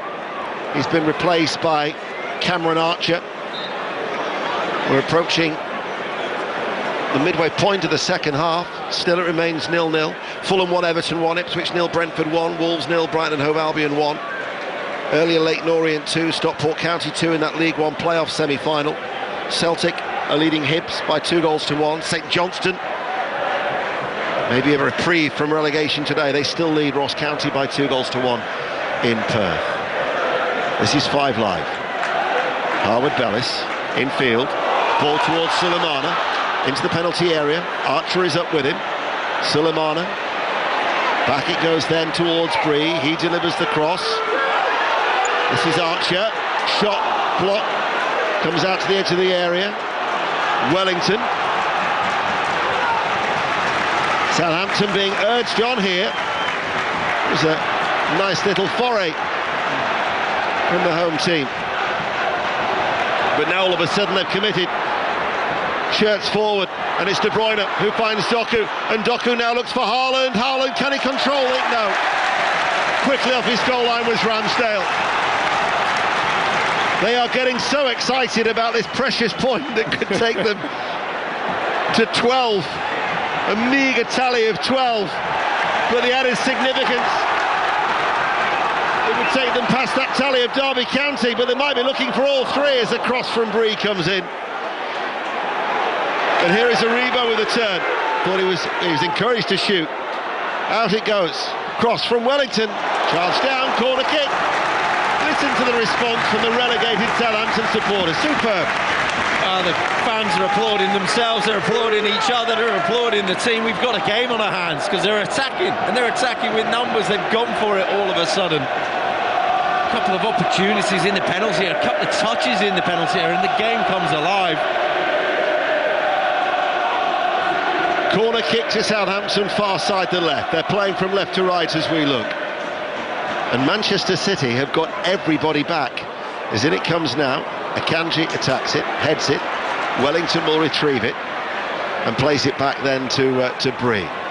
And Bree will go all the way back to Ramsdale. Another goal at Celtic, Jane Lewis. Yeah, Celtic 3, Hibs 1. Jordan Smith, the Hibs goalkeeper, did really well to parry an initial Celtic effort away, but Celtic retained possession. The ball found its way back to Rio Hitati, and he absolutely cracked a ball and rolled it into the bottom corner. Celtic now in cruise control, you would think, although Hibs have got plenty to play for. It's 3-1 to Celtic.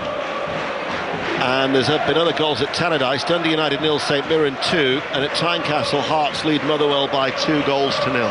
What's the latest at Molineux? Pat Murphy. It's still 1-0 to Brighton here, but the game's opening up now. Chances at either end. A great one for Wolves. Aït-Nouri on his own down the left, squared it low. Larson at the far post lurking, couldn't quite get there, and the keeper gathered it just in time. Interestingly, one of the Wolves substitutes to go off, Cunha. He's not had a great game, but they've taken him off with half an hour to go. Wolves 0, Brighton 1. And Fulham 1, Everton 1, Ipswich 0, Brentford 1, 0-0 here at St Mary's. Manchester City are attacking. Aaron Ramsdale has only kept 3 clean sheets in his 29 appearances. There's Foden to Lewis, out of the area. In fact, his last clean sheet was against Swansea in the FA Cup back in January. He's gone 14 games without a clean sheet. This would be an unlikely one, but it would pick up the point that they so desperately want. I'd say it's also probably one of the quietest games he's had all season. Yeah. Here is Akanji. Out then to Doku, forced out very, very wide, keeps the ball in play, down by the corner flag near side the left. Bree back pedals, edging his way back ever so slowly. Ball goes to a central area, 25 yards out from goal.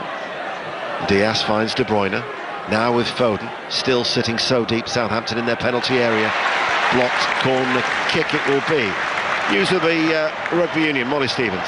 Well, there's been an unbelievable try for Bath's second row. Ewan Richards sidestepping Bristol players like a nippy winger to sail over the try line. Bath are back in this game. Bristol 26, Bath 14. Hearts 3, Motherwell 0 is a latest score now. Corner kick then to Manchester City, far side the right. De Bruyne to take it, outswinger, Akanji's downward header, pushed away by the goalkeeper Ramsdale, and then a scuff clearance by Aribo gets it away. That was probably his first serious bit of work, was it not? Yeah, absolutely. First bit of work for Ramsdale, and he just wasn't sure in amongst all the bodies where it was going to land, who it was going to fall to, so he just pushed it away as hard as he could, but they've got a mismatch on those corners. Akanji's free. De Bruyne crosses, flat ball in, Archer tries to control it, hooks it out of play, it goes for a throw. Any well will do for Southampton, 19 minutes remain. I just get the feeling there's a little bit of desperation about Manchester City now, and also in the crowd as well. They've sat and waited and patiently supported the team for over an hour now. They say, oh, don't throw it away now, you've got so close. There's still so far to go for Southampton. 12 without a win since they beat Ipswich at the start of February. Backs to the wall here and defending well, defending resolutely and not giving too many opportunities away to Manchester City. Full time in the Challenge Cup semi-final, Stuart Pike. It is. Huckington Rovers going to the Challenge Cup final on Wembley. June the 7th, they've beaten Catalan by 36 points to 12. Dominant. 2 tries for Jack Broadbent. Mikey Lewis outstanding. Catalan well beaten. And Hull KR are off to the cup final. Winners by 36 points to 12. Thank you, Stuart. Now it was Fulham 1, Everton 1, but there's been a goal. Henry Moran. It is now Fulham 1, Everton 2, and Michael Keane making a first start since February, stealing it at the back post, powering it a header from a corner, and they've turned it around. That said, there is now flashing up on the screen, checking goal, possible foul, so we will confirm that. Fulham 1, Everton 2 as it stands. OK, there is a scenario where you could have 8th place in the Premier League, providing European football for next season. And so with that in mind, certainly Bournemouth, going into that next commentary game against Aston Villa, have got something to play, as well as Villa, who are trying to get their way into a top 5 finish for Champions League football for next season. As are Manchester City, looking for a 15th successive season. 2010-11 was the last time they were involved in Europe with no Champions League football. There's what's gone on there. Has there been a bit of squabbling?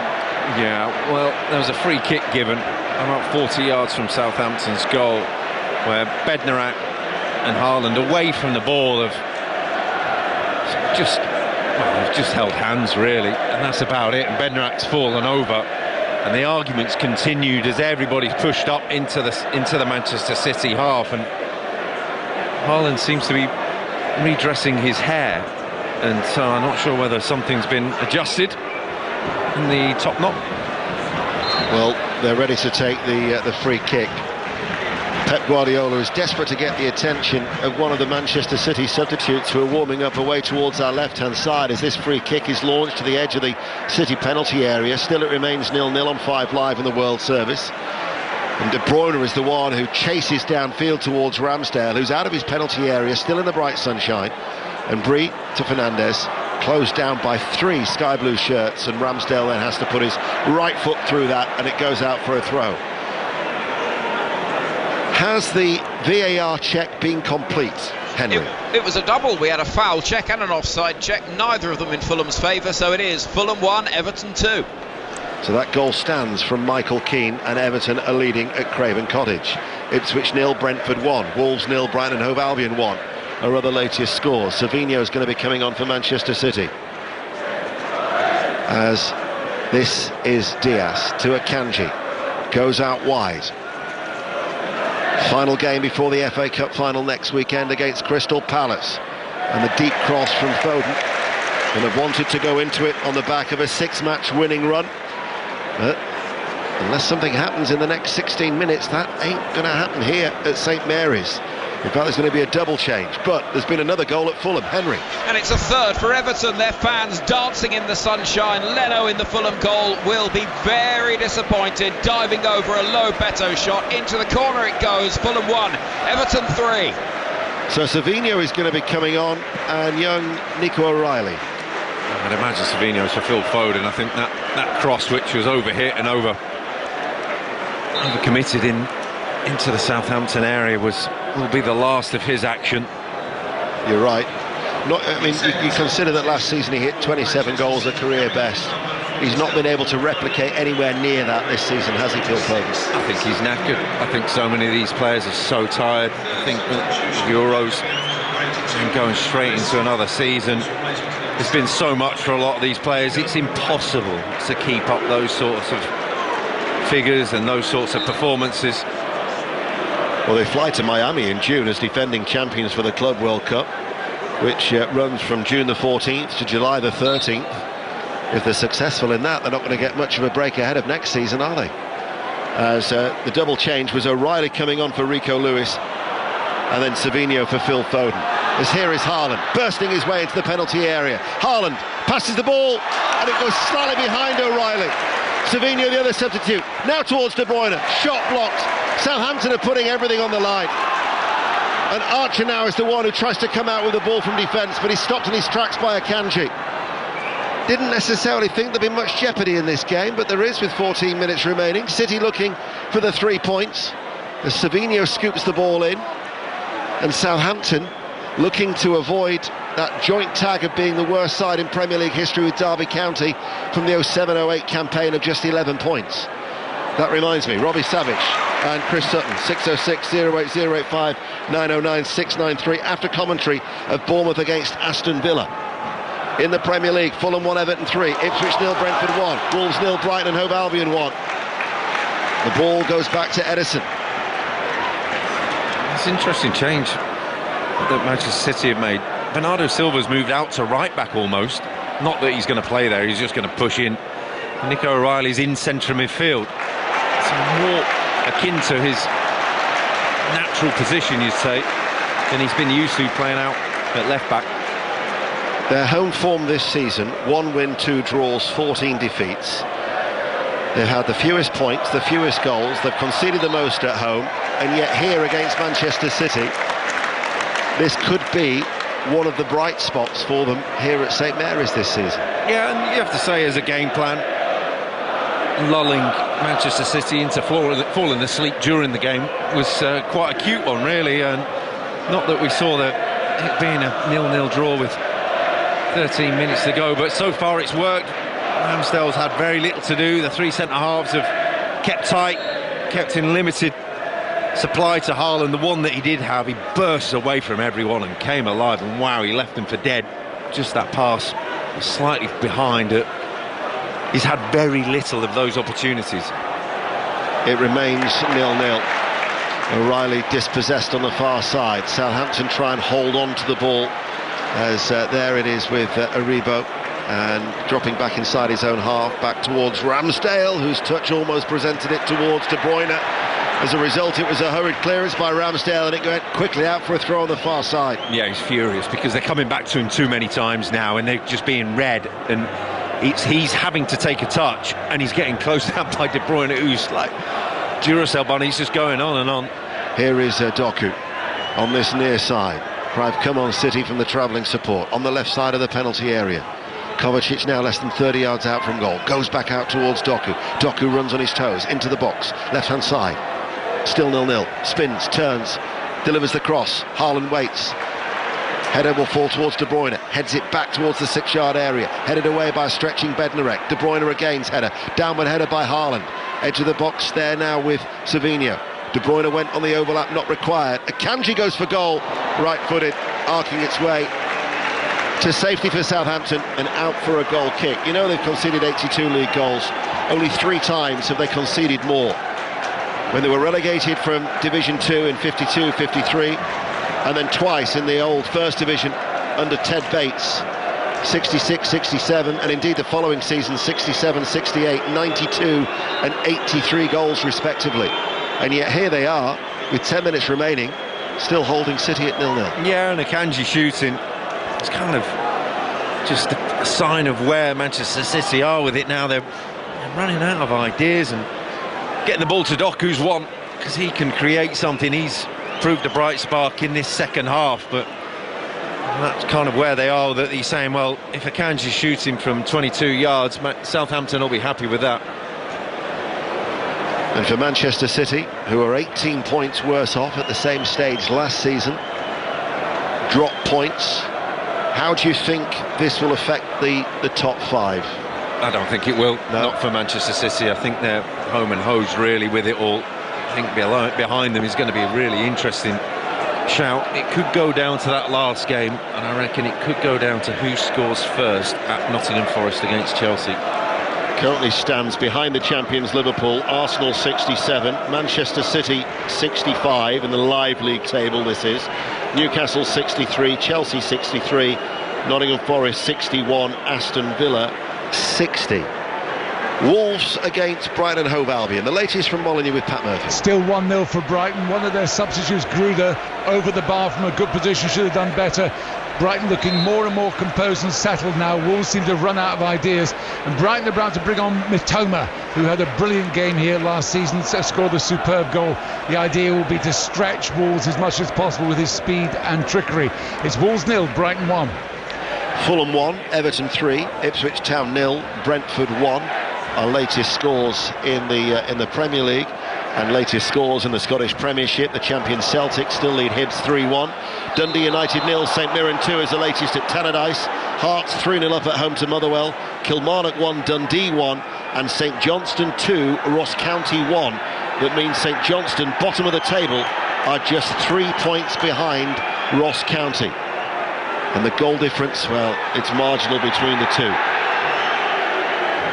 as Ross Stewart is going to be coming on for Southampton. It's going to be an attacking change made with 8 minutes remaining by the home side. Doku finds De Bruyne, left corner of the area, dinks it through. Gvardiol tries to turn, got the shot away, it was blocked. 30 yards out from the Southampton goal. Wellington tries to run it clear. Dispossessed, taken off his toes by Savinho. And Manchester City are back in possession. And De Bruyne wants the ball, he wants to be involved.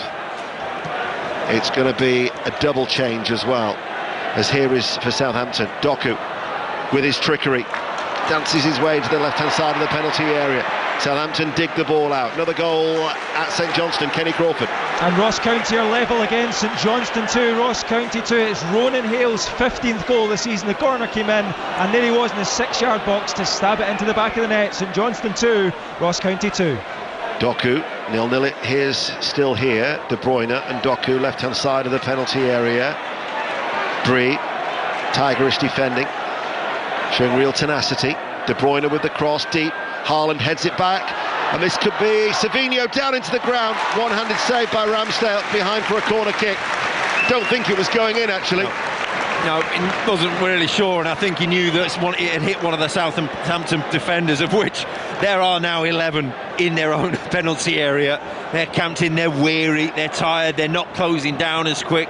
Just feeling the opportunities are opening up for the Manchester City. De Bruyne waits to take the corner kick on this near side, flat one in. Headed out by a tumbling Wellington.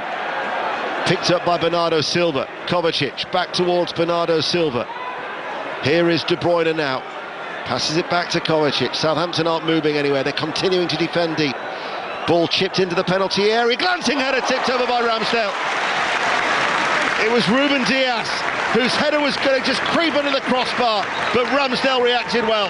Yeah, first real bit of work. First good save, proper save from Ramsdale, and just not enough pace for challenging him. There's not enough pace on the cross. He climbs up really well. And Ramsdale just helps it on its way. Marmoush has also come on into the action. Marmoush is replacing Kovacic. So it's an attacking change being made by Manchester City.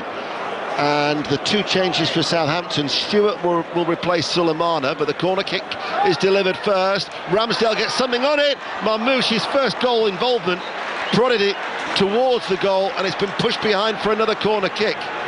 Well, they're at 6 and 7, Southampton now. Anybody or anything in the way, anything they can do just to keep it out. It's gone from 20 yards, 25 yards to 18 yards. It's now 12 yards out. They're just defending the goal.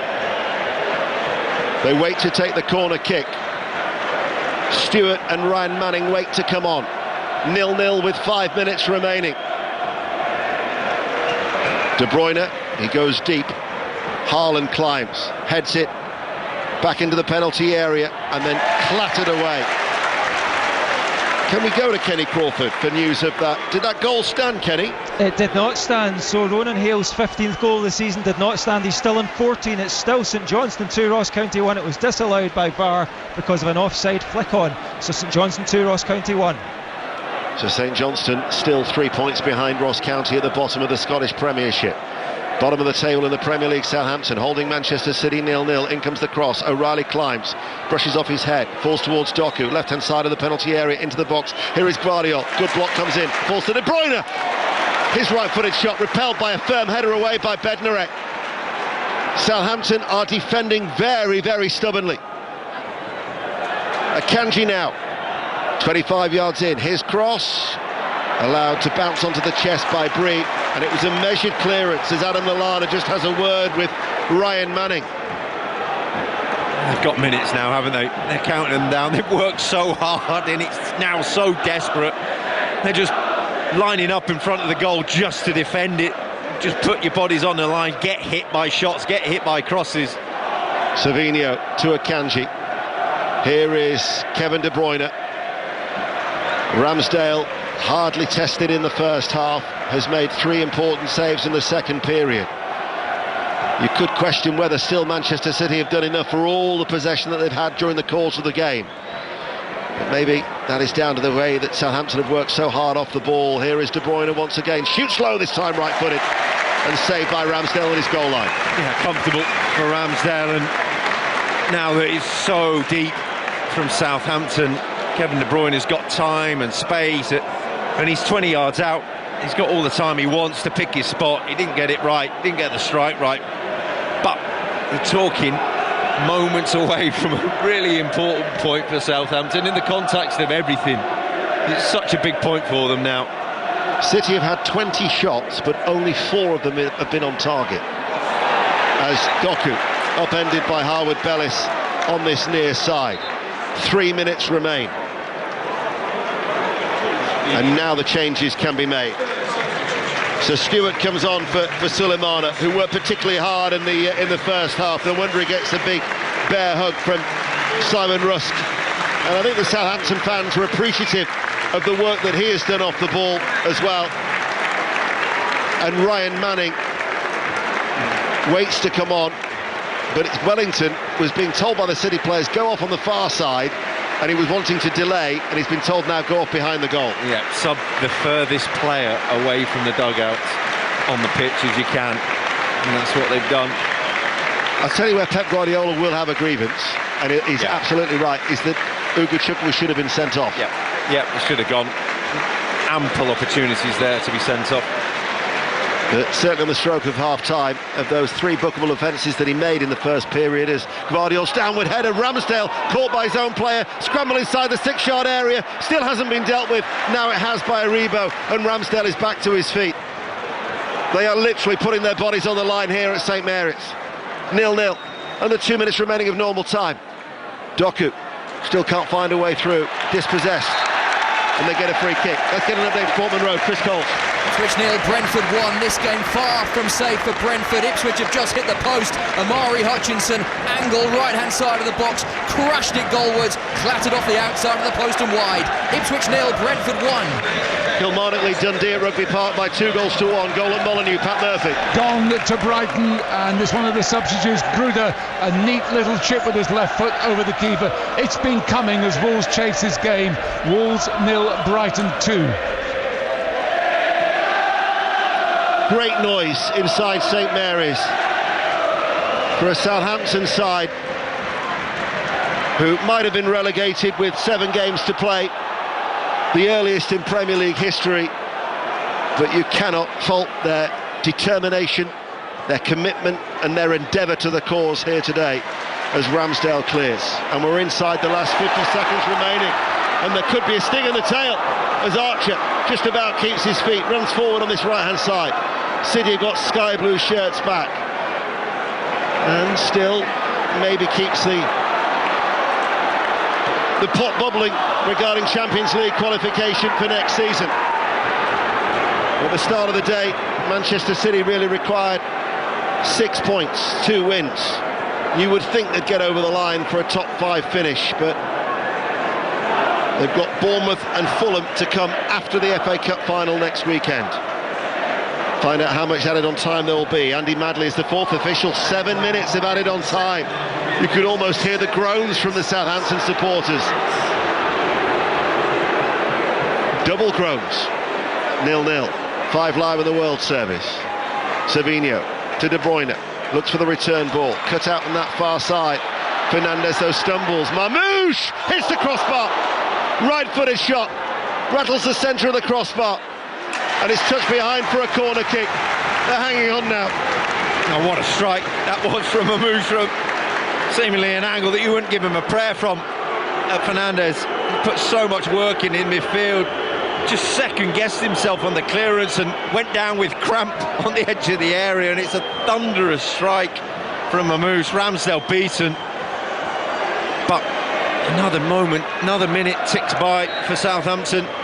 Pep Guardiola is grumbling. He's having words with the Southampton bench. Andy Madley's having to calm him down. In comes the corner kick, and it's hooked to safety. Edison is going to retrieve it on the halfway line for Manchester City. Football sometimes produces the unexpected, and many people were thinking this was a certain win for Manchester City on their travels.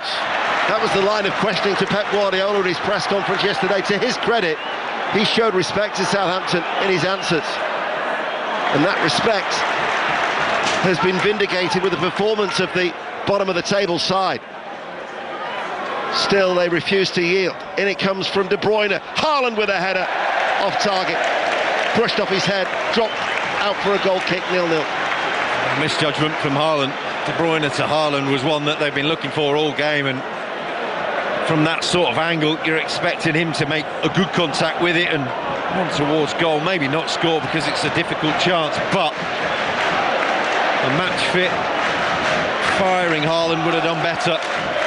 We're going to bring on some fresh legs in the midfield. Will Smallbone is going to be coming on for Southampton. This is a Southampton side that has lost 28 games of their 35 fixtures in the Premier League this season. But they have scrapped, they have battled, and they probably deserve the... Yeah. In that respect, they deserve a point. Yeah, absolutely. They came out, and you don't like, in a game like this, a team just sitting in from the get-go.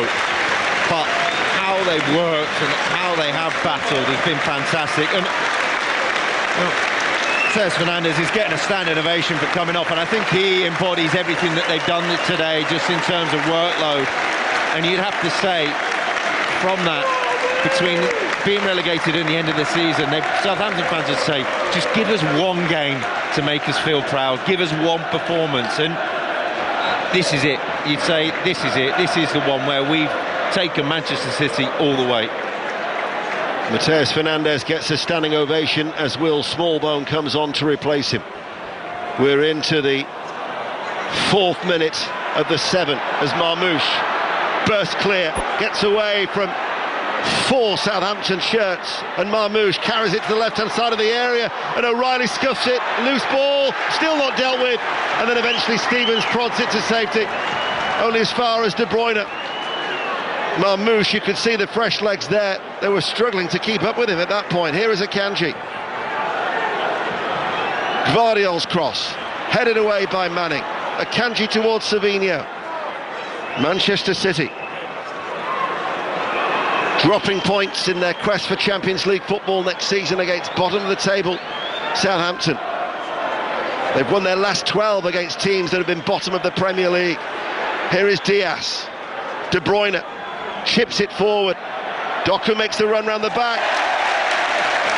and Bree had the awareness to let it run out of play for a goal kick, and we have probably about just over 2 minutes remaining. Yeah, Nico O'Reilly is talking to the referees, just saying what's happened, because that should have been a penalty, but actually Joe Aribo with a really well-timed tackle in there to just nick the ball away from him before he got the strike away.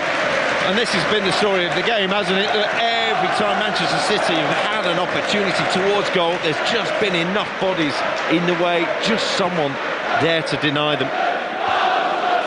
The maximum return before today that City could obtain was 73 points, guaranteed to be the worst return under Pep Guardiola, beating the previous lowest of 78 in the 16-17 season, the only season without silverware at Manchester City. But with the drop points here, that'll drop to 71. A small boat finds Archer. Archer in the penalty area went for glory. Tried to beat Edison his near post, but running at the far post totally unmarked was Stewart. Cross it. Oh, he's offside. Oh, he's offside. That's why he shot. He's offside, but just cross it. Such selfish play. All the work that they put in. Soporific in the first half. It's provided a decent story in the second half, with just over 60 seconds remaining. 0-0. 5 Live in the World Service. City, though, are attacking. This is Bernardo Silva. De Bruyne, 30 yards out from goal. Lets it settle. Caresses the ball towards Doku. He sends over the cross. Højlund lurks, gets his header. Picked up by Ramsdale. Did it go behind for a corner? Referee says not. And the Southampton anthem reverberates around St Mary's.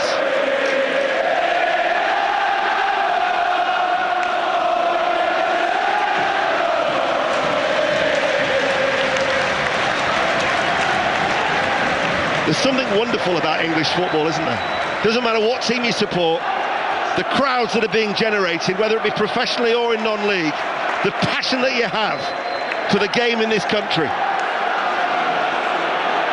Just to put in the pride into a performance like today for Southampton, it's meant the world to the 30,000 that have turned up and just asked for something to cling on to for next season, and they've given it to them today. By my watch, the 7 minutes of added on time are all but over. Manchester City go long towards Haaland, who can't get the touch. Ramsdale gathers it in. They're ready to celebrate, and they haven't had much to celebrate all season. But this point is significant, because this point will take Southampton to 12. And as the final whistle sounds, it means that Southampton have avoided the joint tag of being the worst side in Premier League history. That remains with Derby County all those years ago. But Southampton have fought, they have battled, they've kept a rare clean sheet, they've picked up a rare precious point, and they have denied Manchester City 3 points that would have taken them almost a step towards the brink of Champions League qualification. Well, it's celebrated like they've survived. It's celebrated like they've won a competition, they've won a cup. But the players are putting everything today. The performances have been abject, particularly since they've been relegated. But today they put in everything that they could. They came out with a game plan, and we were bemoaning it at the start of the game. 20 minutes in, barely having a kick, barely putting a challenge in, but they stuck to it. They worked at it, they worked so hard, and now they're on the pitch. It may be one of the worst records in football that you want to be associated with, but now they've avoided it, and they are enjoying this moment, if not the season. Pep Guardiola has made a point of going to every Southampton player to pat them on the back as he now walks over to acknowledge the travelling support. It's finished here at St Mary's. Southampton 0, Manchester City 0. Rob Green, I've got to say that there's that phrase in football, for times like this when you look at a team and people will say they are only playing for pride now. You can take the only out of that sentence, I think, on days like this. It was fantastic, particularly in that second half. First half, you're thinking you're just sitting in, waiting for a beating here. But you know what? It was brilliant, and I think Dano's right about the English football. That I think you're looking around and you say this wouldn't happen anywhere else. Teams would have rolled over. Teams would have, in other countries, would have been beaten 4-5. The Champions League contenders would have come out and just walked all over them. They didn't allow that today. They stood up, they stood strong, and they gave a performance that just gave the Southampton fans something to cheer about and something to enjoy. It wasn't the prettiest. They barely had an attack, but wow, they've earned that point, and it's a big point, Steve. And all right, they were clinging on at the end, and Marmoush hit the bar, but I don't think you could say Southampton didn't deserve it. No, I thought Manchester City were poor. I think they got lulled in the first half into being slow, into being pedestrian, almost sleepwalking through the first half, and too often it came back to De Bruyne, who's then stopping the ball and looking for something, looking for a bit of movement. And we hardly mentioned Haaland. He got one ball where he could run away and go, and Marmoush came on and had one ball where he could go away and run. Doku came on and made a little bit of difference, but you're looking for a moment of inspiration. It's not easy in these games, and these are why the players are such magicians at what they do, is that they produce something. They didn't today, not one of them.